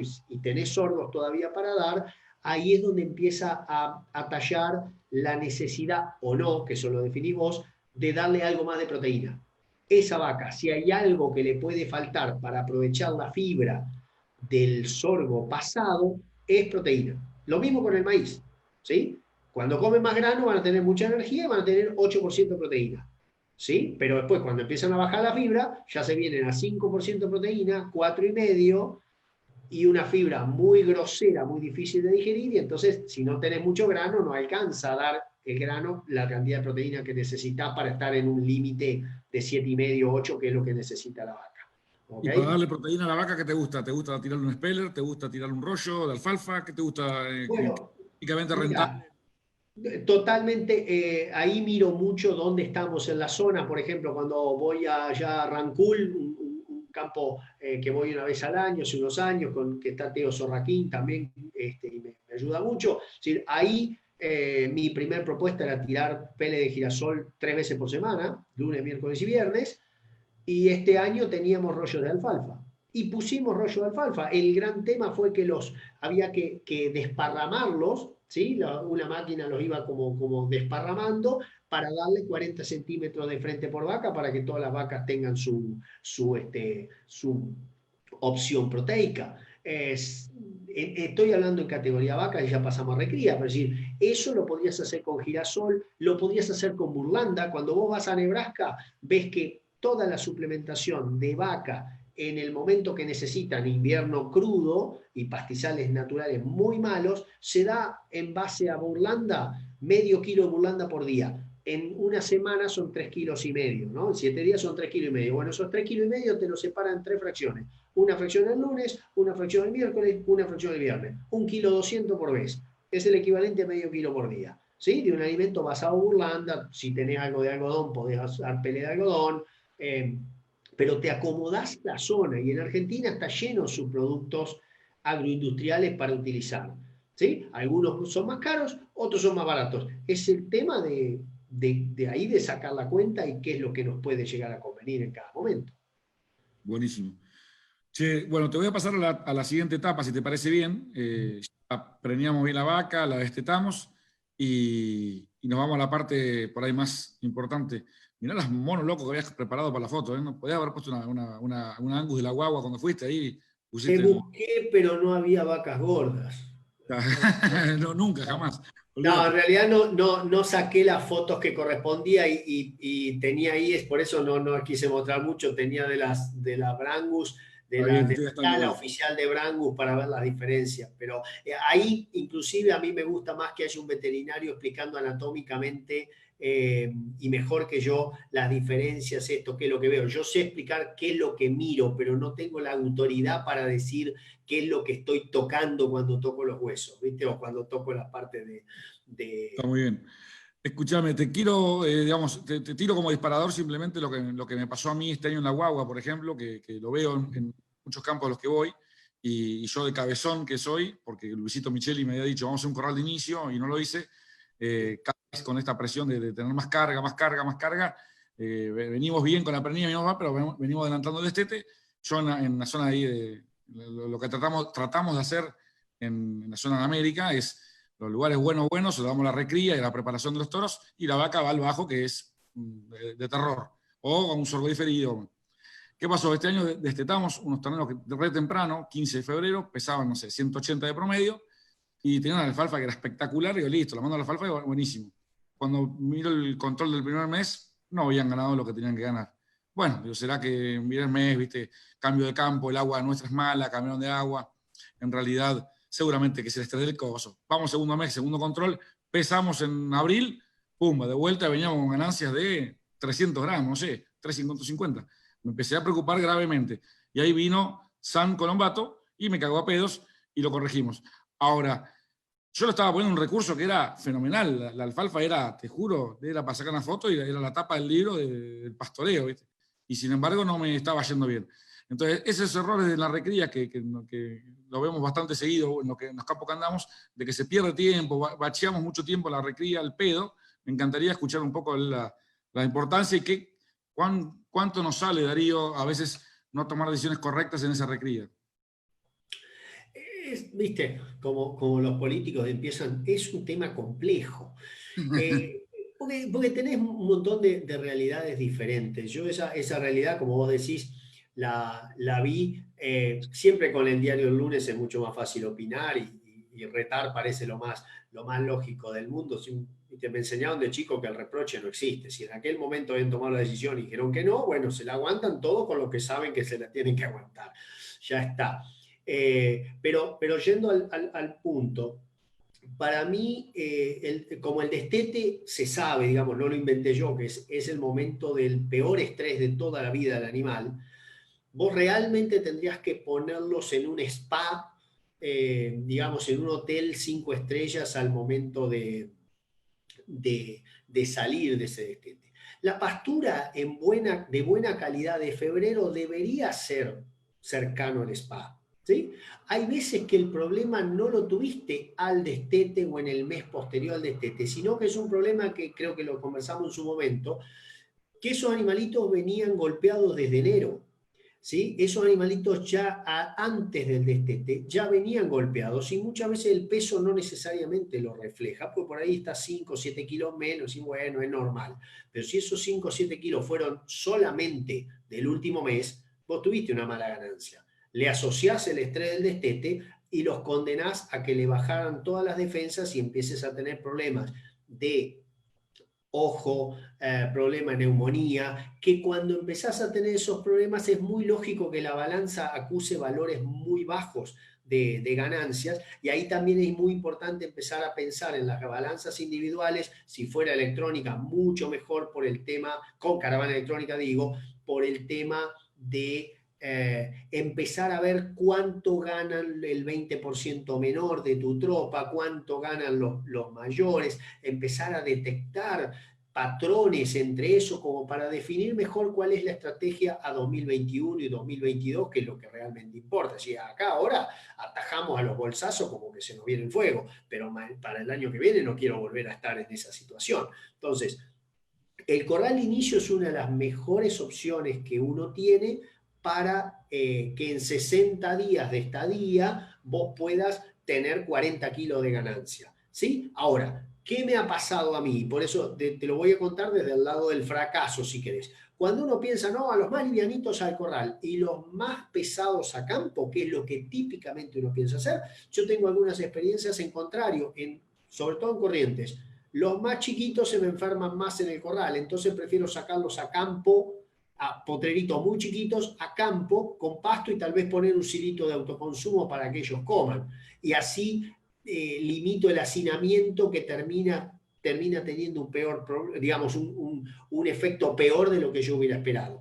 En la región donde nosotros estamos, típicamente, ¿qué haces? Lo cabeza a cabeza puede salir a campo. Para mí hoy tendría que pesar 200 kilos al 1 de marzo para decir lo saco a campo, y lo otro se queda a corral con estadías que dependen del peso medio inicial. O sea, si el animal pesa 160 kilos, probablemente yo quisiera que estén 60 días para que salgan con 200 al campo. Y si pesan 130, esperaría que estuvieran 90 días a corral para que salgan con con 200 kilos al pasto. ¿Sí? Teniendo buen pasto, por supuesto, ¿no? Claro, teniendo buen pasto, porque ese es el punto clave. Mucha gente demora el destete porque no está el verdeo. Y eso es un error, porque en realidad estás cargándole a la vaca y al campo natural que sigan comiendo rebrote de otoño que deberíamos estar ahorrando, como explicamos en la primera hora de charla. ¿Sí? Entonces, nunca deberíamos demorar el destete porque no hay pasto para el ternero, porque vos siempre vas a tener el corral para eso. Y el corral no tiene que ser un corral mega armado. Tiene que ser un corral que de acuerdo a la zona donde vos estés, sepa, porque siempre tenés que saber que tu enemigo inicial es el barro. ¿Sí? Es un gran enemigo del ternero del destete, el barro, porque es un tremendo diseminador de enfermedades, y esa humedad más un poquito de temperatura y la amplitud térmica de otoño, vos sos veterinario, sabés perfectamente que es un caldo de cultivo para respiratorias y para el ojo y para todas las pestes que vos quieras. Entonces, tengo que armarme una estructura de corral que puede llegar a ser una ensenada grande con 2 hilitos de autoconsumo o con comedero lineal de cemento, que quiera, pero no tiene que haber barro. ¿Sí? Entonces, ese es un punto clave en el cual el corral lo vas a tener, lo podés hacer muy simple si querés, pero tiene que ser sin barro. ¿Sí? Que en otoño muchas veces nos pega, en febrero o marzo, sobre todo un lluvión de 200 milímetros que hay agüita blanca por el resto del campo. Bueno, tu corral tendría que ser la lomita de ese campo. Las dietas, que creo que yo lo tengo acá un poquito más adelante, las dietas tienen que ser de crecimiento, no pijoten en proteína en esa etapa. ¿Estoy hablando a corral o estoy hablando en suplementación? Si vos, quizás si hubiéramos salido a la alfalfa, pero con el 1% de suplementación, el problema hubiese sido mucho menor de lo que tuvimos realmente, porque hubiera estado en un intermedio entre pasto solo y corral. ¿Sí? Ahora, suplementar a campo, ¿es fácil en tu situación? Y yo te digo que no, salvo el potrero que está muy cerquita de la casa. Después tenés 1 o 2 potreros que para pasar con el agua o cuando llueve se te complica. Entonces, muchas veces el corral termina siendo la mejor estrategia en esos casos porque si tenés un buen acceso hasta el corral y no tenés barro en el mismo, vos les das todos los días la comida y no andás pichuleando o peludeando con el tractor, ¿sí? Peludeando, un término entrerriano para decir que andamos barreando en El peso todos de los corte, días. en definitiva, el peso de corte o la indicación es: yo quiero que el bicho salga con 200 kilos mínimo al pasto y obviamente teniendo un muy buen pasto. En ese pasto con 200 kilos, si tenés una pastura alfalfa, trébol, lo que sea, ¿te gusta seguir tirándole un poco de proteína o ya te liberás al pasto y nada más? O siempre justifica si podés darle proteína. Mira,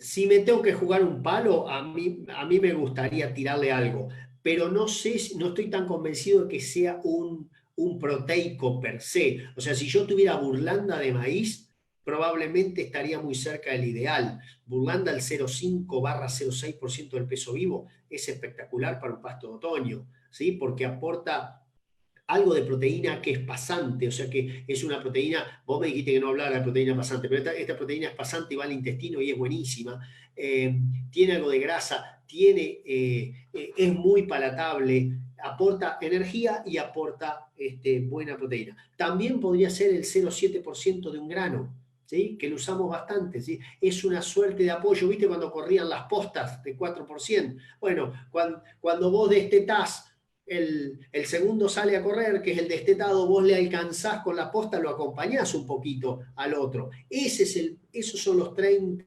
45 días de suplementación que a mí me gustan mucho. En muchos campos no lo puedo hacer y tengo que hacer un corte brusco, y ahí lo que hago es, bueno, si tengo que cortar brusco, trato de que lo más pesado salga al campo y lo otro directamente me lo quedo yo en un corral si no estoy muy seguro.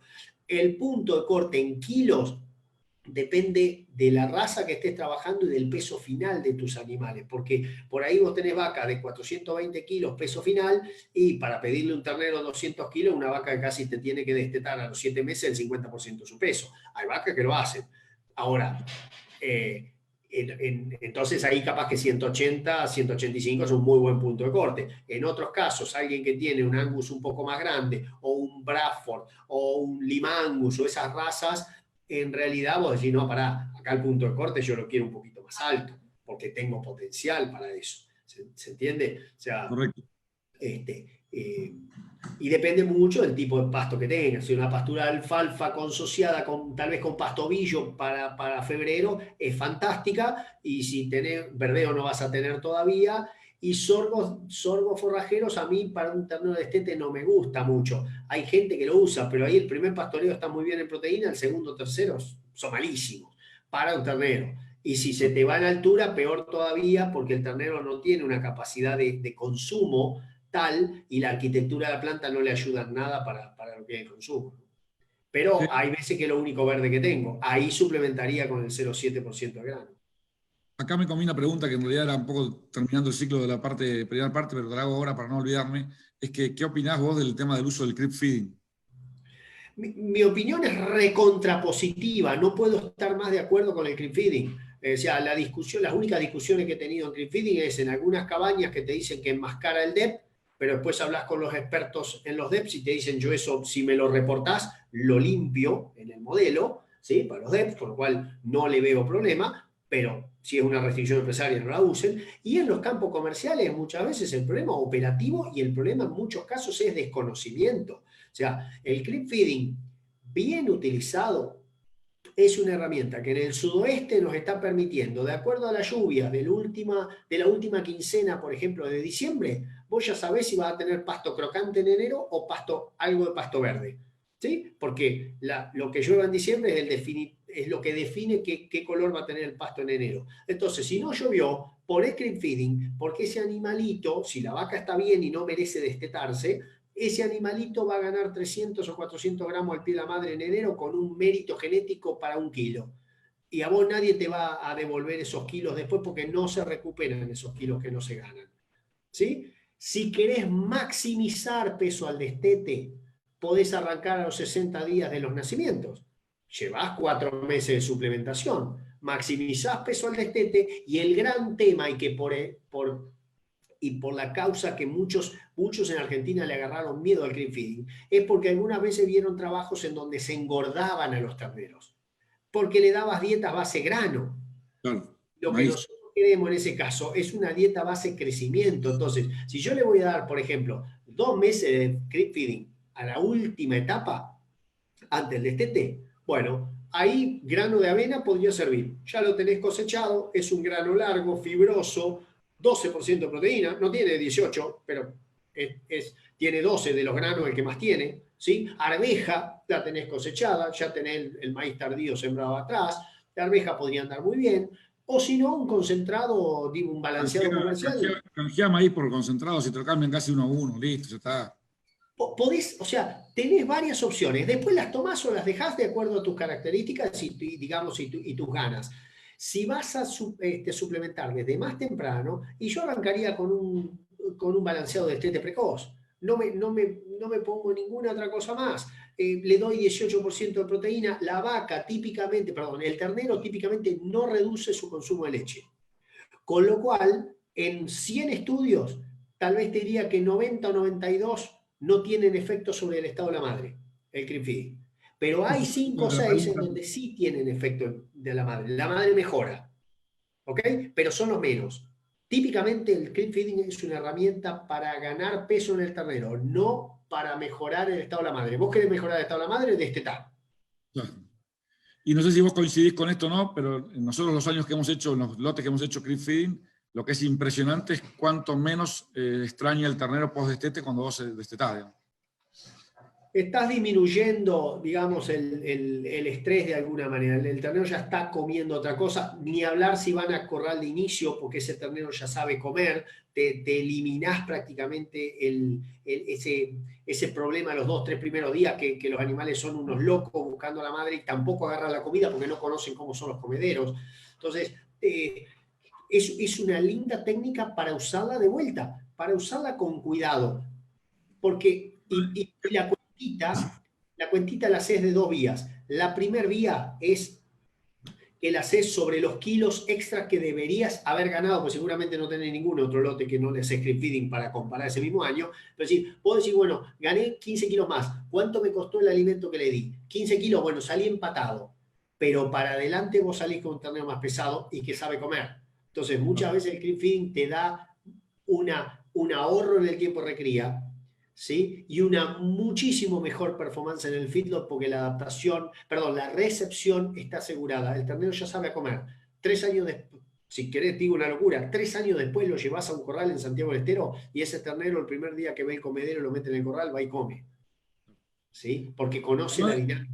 Además de lo que vos dijiste, a nivel personal, a nivel los muchachos que están acá aprendidos, que les toca trabajar con destetes, además de, obviamente, esto que dijiste vos, de tener en cuenta con el tema del barro, con el tema de obviamente, lo lógico de que todos estén llegando bien a comer al comedero, ¿qué otra cosa es importante que, que sepan ellos al momento de que post destete? ¿Qué tienen que mirar los primeros días? ¿O qué manera pueden, ese spa que vos decís, más allá de la que no la va a hacer el peón, sino que se la va a dar hecha seguramente el nutricionista, pero ¿qué puede hacer el encargado, ya sea en un corral de inicio o en una suplementación a campo, para facilitarle y hacerle lo mejor ese traspaso al pie a recría?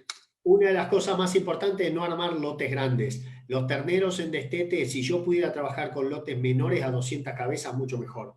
¿Sí? Si pudiera trabajar con 150 animales, mucho mejor. Vos me decís, che, tengo 1000 terneros detetados, tengo 7 corrales, tengo que poner, y bueno, ponés 5 de 200, pero tratá, procesámelos por peso.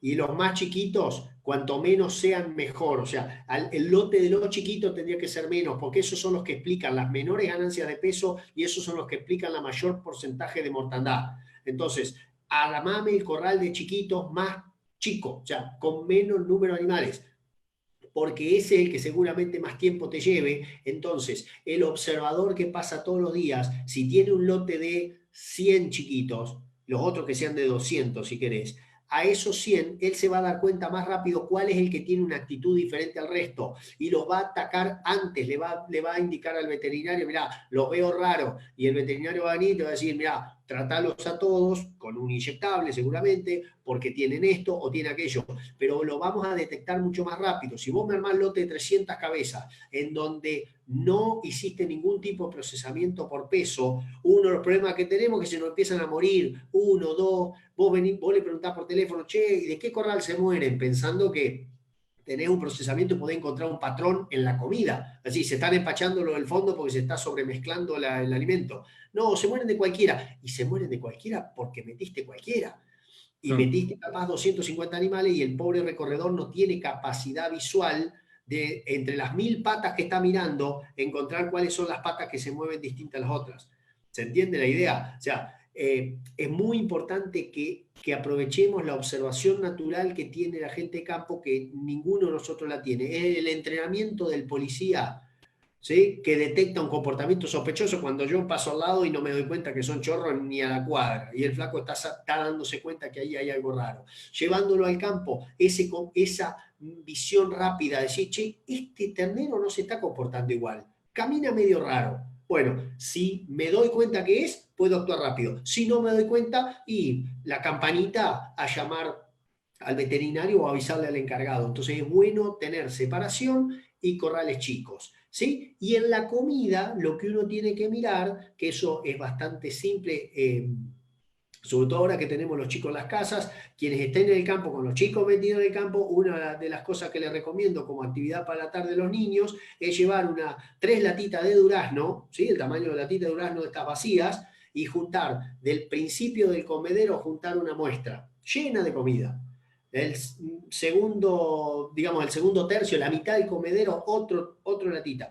Último tercio del comedero, otra latita. Y poner a los gurises a separar, si tienen granito entero, mucho mejor. Sepárenme los granitos enteros de maíz de todo el resto. Y se pesan las dos fracciones. El grano entero por un lado y el resto de la comida por el otro. ¿Sí? En dietas que tengan grano entero, ¿no? Si no, bueno, después podemos, te defino 154 dietas y 154 formas de hacerlo. Pero el punto ¿cuál es? Yo quiero saber si estamos tirando con un mixer, si estamos tirando la misma comida al principio, al medio y al final. Porque si vos te cebás mezclando con el mixer, lo más probable es que el grano se tienda a ir para arriba y los minerales o los productos más pesados para abajo. Y entonces cuando el tipo tira, en el principio del comedero vas a encontrar poco grano y al final del comedero, que es otro corral, mucho grano. Entonces pueden encontrar empachos al final y poca comida y poca performance al principio. ¿Sí? Claro. Entonces, hoy con los chicos, los chicos medio metidos ahí por la cuarentena y demás, es buena actitud. Y si tenés un castigado que no es tan chico, también lo ponés a contar granito de maíz y a pesar. Pero son formas caseras de... A Nacho Diel lo haces hacer eso, ¿no? ¿Cómo? A Nachito Diel lo pones a hacer esas cosas allá en Bermejo. Claro, Nachito, sí. Y ahora tengo un secuaz nuevo que, como son 64 corrales, le hacemos 64 por 3 y juntar y pesar todos los días. Es parte de la tu trabajo. educación de maestría que hacemos. Y uno siempre, en alguna etapa de la vida, es un esclavo legal. ¿Sí? Yo ya fui y no me gustó nada. Entonces ahora aplico esa... En realidad es una forma, si querés, de evaluar calidades de mezclado. Cuando das en mixer, si estás a campo, el recorredor de campo, de vuelta, tengo también los destetados a campo y trato de hacer lotes relativamente chicos, dependiendo de los tamaños de los potreros, para que en la recorrida yo me dé cuenta cuáles tienen un tipo de movimiento distinto. ¿Sí? Porque ahí es donde lo más temprano que yo detecte una enfermedad respiratoria, lo más temprano que puedo actuar y lo más probable que salve animales. Che, Darío, una consulta. En razas británicas, Aberdeen Angus, del frame o del, si querés, del tamaño adulto que vos conocés más o menos que tenemos en la pampa húmeda, ¿qué recrías a pasto con suplementación? Digamos que ya cumplimos el corral de inicio, nos fue bien, a los 200, 210 kilos fuimos largando el campo.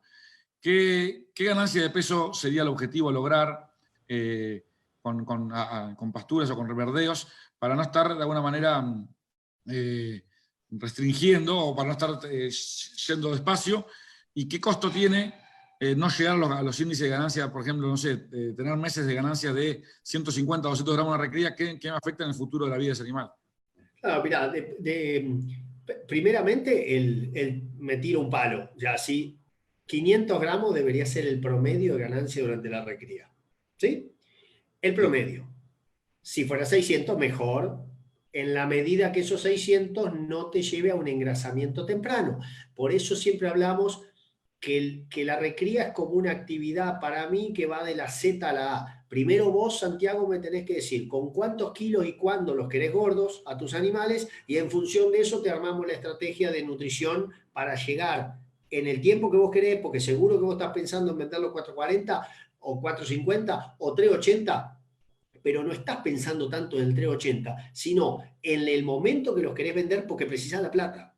¿Sí? Entonces yo debo cumplir con tu presupuesto financiero, más que cumplir con una etapa de recría y todo, que la técnica después se reduce a la guita. Si llego al objetivo 6 meses después, vamos a decir, muy bien, pero tuve que pagar un descubierto 6 meses en el banco. Entonces, volvamos a esto. Yo te diría, una recría que apunta a tener novillos, que salga con 460 después de los 3 meses últimos en el corral, que para mí casi que son innegociables, salvo que tenga Hilton o tenga algún sobreprecio por sacarlos a campo, o que esté en una zona donde puedo sacar novillos a campo espectaculares que cada vez quedan menos.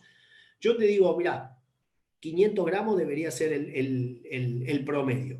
600 mejor mientras no se engrasen en demasía. 700 óptimo si no se engrasan en demasía. La etapa de corral inicial o de primeros 3 meses, innegociable. Primeros 3 meses post-destete, innegociable. Si vos no ganás bien en esos primeros 3 meses, te pasa lo que te estoy mostrando acá. Una tesis de maestría dirigida por Aníbal Pordomingo, de Luca Gelid, en donde los azulcitos fueron restringidos los primeros días post-destete. ¿Sí? Casi, te diría, 4 meses restringidos. ¿Ok? Después salieron a pasto y tuvieron como una pequeña recuperación, famoso crecimiento compensatorio, ¿sí? Pero esa recuperación no llegó a compensar el total, entonces nunca fueron igual de pesados que los otros. Aún cuando tuvieron 3 meses a corral final, y en esos 3 meses los que le sacaron la distancia, la mantuvieron. ¿Sí? Entonces, eso contesta la última parte de tu pregunta, es decir, che, ¿qué pasa si yo los mato a palos en los primeros 3 meses post-destete? Y mirá, si vos jugás todas tus fichas a primavera, a lo sumo recuperás el 40 o el 50%, cuando tenés una sola primavera en el campo con tus animales, ¿sí? En la recría, vos recuperarás el 40% de los kilos que no ganaste con el compensatorio, pero no recuperás todo. La forma de recuperar todos los kilos que no ganaste es perder 3 meses más de invernada, ¿sí? Y sumar carga sin aumentar tanto producción de carne, con lo cual se te cae la eficiencia de stock, ¿sí? Y meter superposición de categoría que se empiezan a comer el pastito que vos tenías para tu categoría de terneros que vienen, ¿ok? Amén que cae fuera de época muchas veces para la venta. Entonces, por eso es tan importante definir dentro de las etapas cuándo yo podría restringir un poquito la recría. ¿Se puede? Sí, se puede. Y yo, si me apurás, yo restringiría por ahí en agosto, septiembre. Es decir, bueno, definímelo, llevámelos muy bien hasta fines de junio, principio de julio, y a partir de ahí, si querés, si tenés que aflojar la pata, porque no tenés pasto, aflojá un poquito la pata.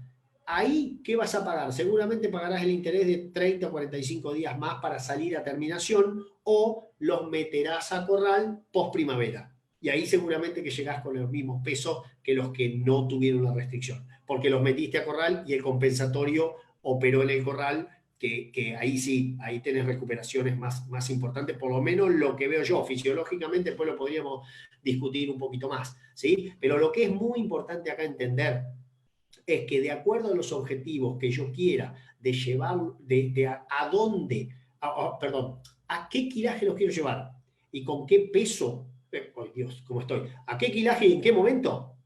Con esos dos elementos hay que armar la estrategia recría. No hay que arrancar como arrancábamos en los 80, que yo ya tengo bastante memoria de eso, que sí, largamos los terneros de teta y decíamos, bueno, en 2 años nos fijamos a ver si cuándo empieza a estar gordo. Porque el tema financiamiento no era un tema que nos preocupaba mucho, eran distintas épocas, era todo muy distinto, ¿no? Los impuestos eran optativos, había un poco control realmente. Hoy vos tenés un juego y una exigencia por sacarle algo de plata a cada hectárea productiva que la verdad no nos permite a nosotros ser permisivos en la recría, porque si no ganamos kilos en la recría, el corral hoy pierde mucha plata, hoy, capaz en 3 meses ganamos mucha, pero es el momento más eficiente. Hacer 1 kilo de músculo es fabricar algo que tiene 75% de agua. Hacer 1 kilo de grasa, fabricar algo que tiene 1% de agua. ¿Cómo no va a ser más barato hacer ojo de bife que ponerle la grasa? Por eso a la grasa hay que ponerla en el feedlot al final. Darío, ahí ayer ya no me acuerdo, estaban en Entre Ríos ahí hablando con un colega tuyo, nutricionista, Maxi Castellaro, y justo charlábamos del tema que es un tema que lo hablo bastante recurrentemente con gente. Viste que ahora, sobre todo cuando vos te toca trabajar en campos que tienen muy buena genética y con genética de crecimiento, vos podés llevar bichitos de estos con recrías que van ganando arriba del kilo y no se te engrasan. Por ejemplo, el otro día Diego me mandó las ganancias y están con dieta de recría los novillos ganando 1,2 kg y se te están engrasando. No, me dice. Bueno. Entonces, la pregunta que te quiero hacer en realidad va más que nada a que a mí me ha pasado de tener clientes, inclusive con recrías en corral de hembras que van ya 15 meses, ganando arriba de 800 gramos, ganando el kilo, y que no se estén engrasando. Y a mí acá me surge una duda y me gustaría preguntártela. Yo sé que ganando 600 gramos con esas hembras llego bien, porque si yo, como decís vos, voy de la Z a la A, entonces yo digo, ¿sabes qué? Una vaquillona de 15 meses debería pesar el 15 de octubre el 60-65% de su peso adulto. Bueno, dame 300 kilos. Y yo tengo muchos clientes que destetan de 250, 260. Entonces, en realidad, yo la podría, si quiero llegar a 300 kilos, tendría que sacar la cuenta en el aire, pero te digo, tengo que ganar 300 gramos por día, pero estaría recontra restringida. Eso para mí, y es lo que te quiero preguntar, va a tener un costo. en el desarrollo de esa hembra, en su, no sé, esqueleto, aparato motor y todas las cosas. Y yo te diría, lo más lindo que tiene el haber llegado a un destete pesado es que mientras no esté gorda, ahora hablemos de la hembra si querés, mientras no esté gorda al destete, lo más lindo que tiene es que vos entre el segundo y tercer mes, que es cuando empieza toda a moverse lentamente la maquinaria hormonal que va a determinar pubertad, ¿sí? A los 8 o 9 meses, va a determinar pubertad, en algunos casos a los 6, en algunos casos a los 7, pero esencialmente la nutrición temprana opera mejorando las condiciones para que toda la cascada hormonal empiece a arrancar. Entonces, eso es lo más lindo que tiene llegar al destete pesado. Después vos decís, bueno, a ver, si yo llegué hasta acá en este momento y tengo 7 meses más hasta el alentore, ¿sí? Y voy a armar una estrategia. Bueno, para mí los 3 primeros meses tienen que ser sin desperdicio, ¿sí? Si yo le tuviera que hacer a corral a esa dieta, ¿sí? Los 3 primeros meses le daría una dieta de crecimiento, o sea, preparado con alta proteína con respecto a la energía y probablemente a un nivel cercano a voluntad, ¿sí? Capaz que leyendo comedero, un 90-95% de voluntad, dieta de crecimiento, si ganan 800 gramos, 900 gramos, no tengo problema. Ahora, en la medida que pasan esos primeros 2 a 3 meses, ahí lo que haría es seguir con la misma dieta o por ahí le ajusto un poquito más de proteína, pero le bajo el consumo. ¿Ok? Al bajarle el consumo estoy haciendo que baje un poco la ganancia de peso, pero ya logré el peso mínimo y ya logré todo lo que quiero que pase adentro del animal. No solo el crecimiento óseo muscular, sino también toda la parte hormonal está asegurada, esas vacas ya están, esas terneras ya casi vaquillonas están ciclando y voy a tener 3 o 4 o 5 ciclos estrales antes de inseminar, ¿sí? O antes de meterle los toros, ¿ok? Entonces, lo que vos estás viendo y mucha gente ve es que hay crecimientos o hay ganancias de peso de 800 gramos que no necesariamente llevan engrasamiento. En parte porque no quiero decir frame porque sé que es una palabra que no les gusta a ustedes y tienen razón, la estructura del animal o el peso final del animal. O el potencial de crecimiento. Claro, el potencial de crecimiento mayor. Y por otra parte, vos podés lograr una dieta en un animal con un potencial de crecimiento menor, pero con una dieta buena de crecimiento, vos podés lograr mejores ganancias de peso, porque dirigís el crecimiento hacia la musculatura y le limitás la energía para que no se engrase. ¿Ok? Es medio, digamos, finito el punto, pero lo podés hacer. Lo mismo con el peso inicial. En Corral hay muchos trabajos muy buenos del grupo de Juan Elizalde e incluso Irene Seconi ahora en el INTA de Villegas, muchos trabajos muy, muy buenos, en donde ellos prueban que con pesos iniciales bajos, vos te mancás mejores ganancias de peso al principio sin engrasamiento, ¿sí? Siempre y cuando el peso inicial bajo sea por edad y no porque lo mataste de hambre 3 meses, ¿se entiende? Siempre el peso inicial, cuando yo te digo peso inicial 115, tiene que ser un ternero de 3 meses y no más. Si pesa 115 y tiene 5 meses, bueno, fuiste. Probablemente lo que haces es una res súper engrasada después cuando le querés dar 800 gramos por día. No quiero confundir con esto, pero quiero decir, hay estrategias y a pasto esas estrategias son siempre un poco más difíciles de manipular porque el pasto tiene la variabilidad diaria en calidad, la variabilidad semanal, la variabilidad mensual y la habilidad de la gente para dar de comer ese pasto. Ya tuviste las charlas con Pablito Echeverry, has tenido otras charlas de súper nivel del manejo de pasto en donde para los que hemos estado mucho metidos en feedlot en alguna época, claramente te das cuenta que el pasto es muchísimo más difícil que manejar que un corral de terminación. Y ahí está gran parte de nuestro problema. Nosotros tenemos tecnologías para duplicar la producción de pasto, tenemos tecnología, digamos, o atrás venimos con la carga, pero tenemos las aguadas de la época del abuelo Luis, o queremos manejar el pastoreo como se hablaba en la época del abuelo Luis. Y ahí, ¿para qué vas a gastar pólvora en Chimango, producir más pasto si lo vas a aprovechar como la mona, ¿no? Con lo cual, a toda tu reflexión, creo que era otra pregunta que te quería hacer. Para los que recriamos toros y vendemos toros, en realidad lo ideal para desarrollar toda esa musculatura y todo eso es y llevarlo al máximo de su potencial en la recría me refiero, ¿no? Llevarlo al máximo de su potencial, pero previo a estar engrasado, digamos. Bueno, justamente, fíjate vos, cuando yo hacía el postdoc en Canadá, mi vecino de puerta de departamento era Leo Brito. Leo Brito estudiaba con Castellic y con Coulter, ¿sí? Como supervisor, él estaba haciendo el doctorado. Leo se quedó en Estados Unidos, es brasileño, y Leo lo que me enseñó en todos sus trabajos a lo largo de su doctorado fue la nutrición temprana de los toros hasta la semana 70 de vida, o sea, un año tiene 52 semanas, esto era un año y 6 meses, ¿se entiende? No 6 meses, un poquito menos, ¿sí? 18 dividido 4 meses y algo. El punto a dónde voy, todo lo que era circunferencia escrotal, todo lo que era volumen seminal, todo lo que era crecimiento en altura y musculatura, se daba en los primeros de las 2 meses de vida a los 8 o 9, ¿sí? Lo que no haces ahí con el toro no lo recuperás, y en muchos casos cuando lo recuperás y medís huevo, es grasa, no es huevo real. ¿Se entiende? Entonces, la dieta tiene que ser de crecimiento. Leo probaba dietas de 13% de proteína versus dieta de 16, ¿ok? Y la 16 siempre da mejor, a igualdad de energía, ¿no? Porque lo que querés probar es la proteína. El toro reacciona muy bien en etapas juveniles porque tiene mucha más testosterona, tiene mucha más hormona de crecimiento, y entonces el tipo, si vos lo llevás, te responde a ganancias de peso muy altas, ¿sí? Siempre y cuando la energía esté limitada para no generar un engrasamiento precoz, que es difícil que se te pase, pero alguna gente lo pasa. Y cuando la pasó, pasaste huevo también.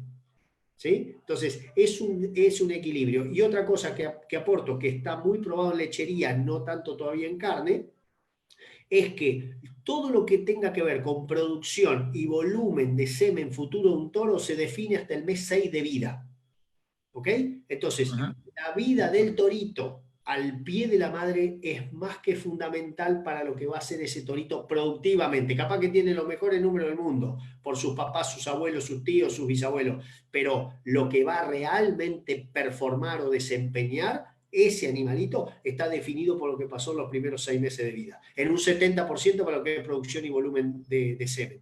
¿Sí? Eso muchas veces no le damos tanta importancia. Hay cabañas que, como hace el peso al nacer, tiene que hacer el DEP a los 205 días y todo eso, lo tienen, y bueno, claramente se dan cuenta de eso. Pero cuando estamos en lugares donde no tenemos tanto, no voy a decir nivel, pero no tenemos tanto todavía nivel de profesionalismo, o pensamos que al toro hay que ponerlo 3 meses bien, o sea, cuando hacemos los propios toros pensamos, no, con que galguen y que después el toro explota a los 2 años. Explota, Después le metemos el piripipi, decía Peirano, el mixer y explota y explota en infosuras muchas veces, ¿viste? Porque si lo pones re bien lindo y explota, y como yo no puedo todavía, no tengo una visión de rayos X para ver el hígado de ese torito, cuando después, uy, che, no está congelando bien. ¿Qué los va a zapatos, congelar ese por el ojo? los zapatos como el payaso Krusty. Los zapatos como el payaso Krusty de los Simpsons, ¿viste? ¿Vos qué querés con eso? Por el loco que tiene menos ganas de saltar que si le duele Yo todo. le digo, el nutricionista Darío Colombato, hermano, pregúntale a él.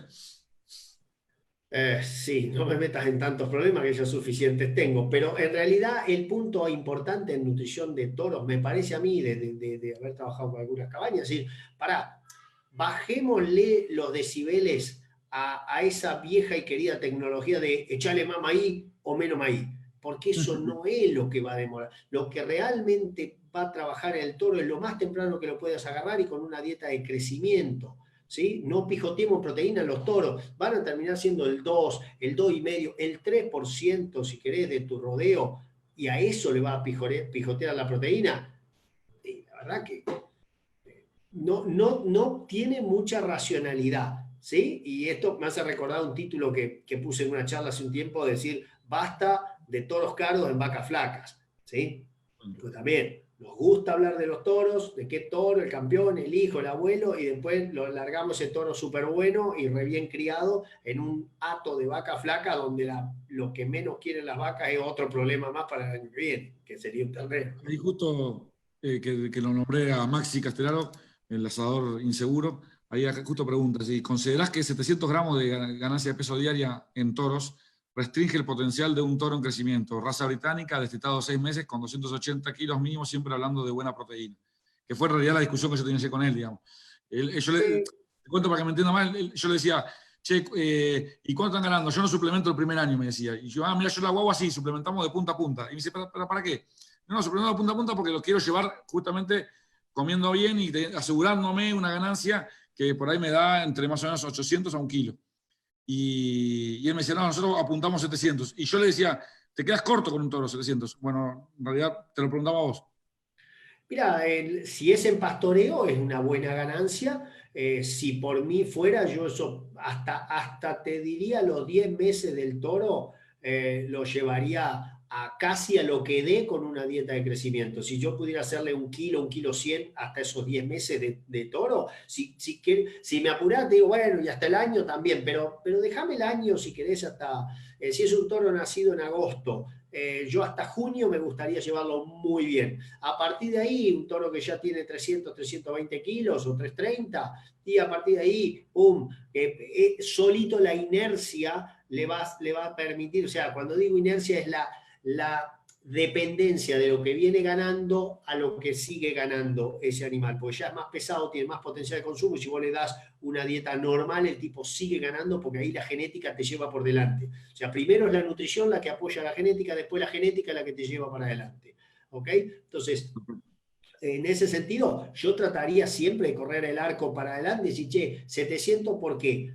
Si vos decís, no, 700 es porque tuve 900 gramos al principio y 500 después, si eso me da un promedio de 700, ok, me encantó. Si puedo tener 750 u 800, el toro te lo va a agradecer. En los primeros 10 meses de vida te lo va a agradecer. Buenísimo.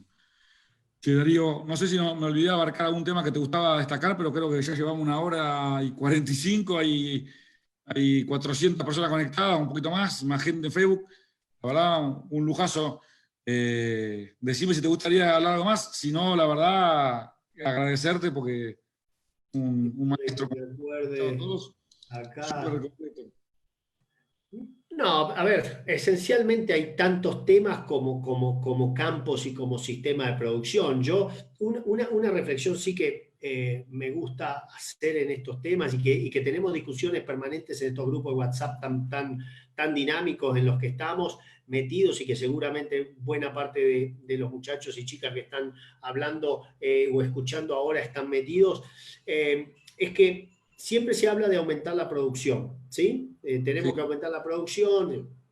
Ahora bien, cuando vos analizás por qué vía es más probable en el corto y mediano plazo aumentar la producción, mi reflexión, que es mi idea, puedo equivocarme, pero creo que los datos hasta ahora están de mi lado, es que la mejor forma y más rápida que tenemos de aumentar nuestra producción es aumentando el peso de lo ya logrado.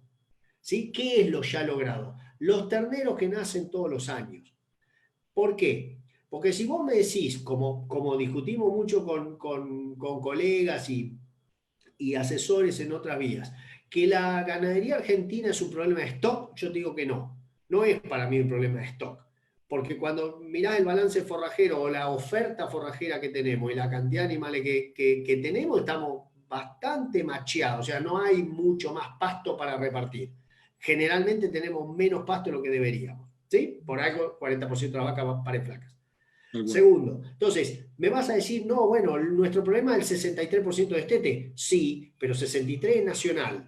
Discriminámelo por partido, discriminámelo por provincia, y vas a ver que Entre Ríos tiene el 54, que tendría que ser bastante mejor, Corrientes tiene el 48, que tendría que ser bastante mejor, el NOA tiene también eso, más o menos 50, y Cuenca del Salado, provincia de Buenos Aires, región pampeana, si querés, tiene el 71. ¿Sí? Cuando digo 71, uno me puede decir, no, fue 72,5. Sí, te dejo el 1,5, ya está.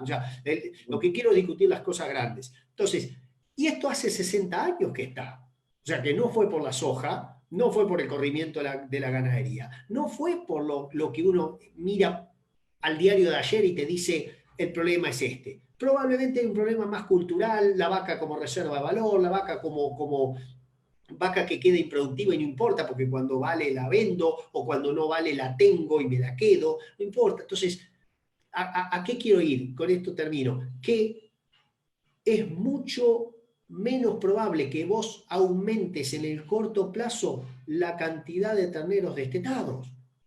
Porque tuviste el ternero a $3.50 en 2010 y 2011, sobre todo en 2011, y no hiciste nada.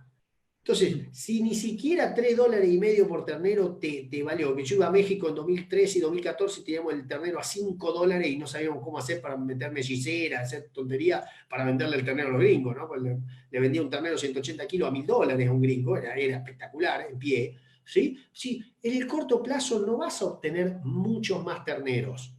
Va a ser fluctuaciones permanentes, 1.000.000, 1.000.000 más, 1.000.000 menos, de acuerdo a cuánto pasto hubo. Entonces, ¿qué es lo más probable que nosotros podemos hacer? La recría. Lo que ya se logró, tratar de darle más kilos. Alguien me dice, no, pero si le da más kilos, empieza a bajar el precio. Sí, eso era así mientras no teníamos mercados de exportación. Mientras sigamos teniendo mercados de exportación, cada vez más mercados te empiezan a aparecer para comprar tu ganado, y los mercados de afuera quieren cortes grandes, no quieren cortecitos chiquitos.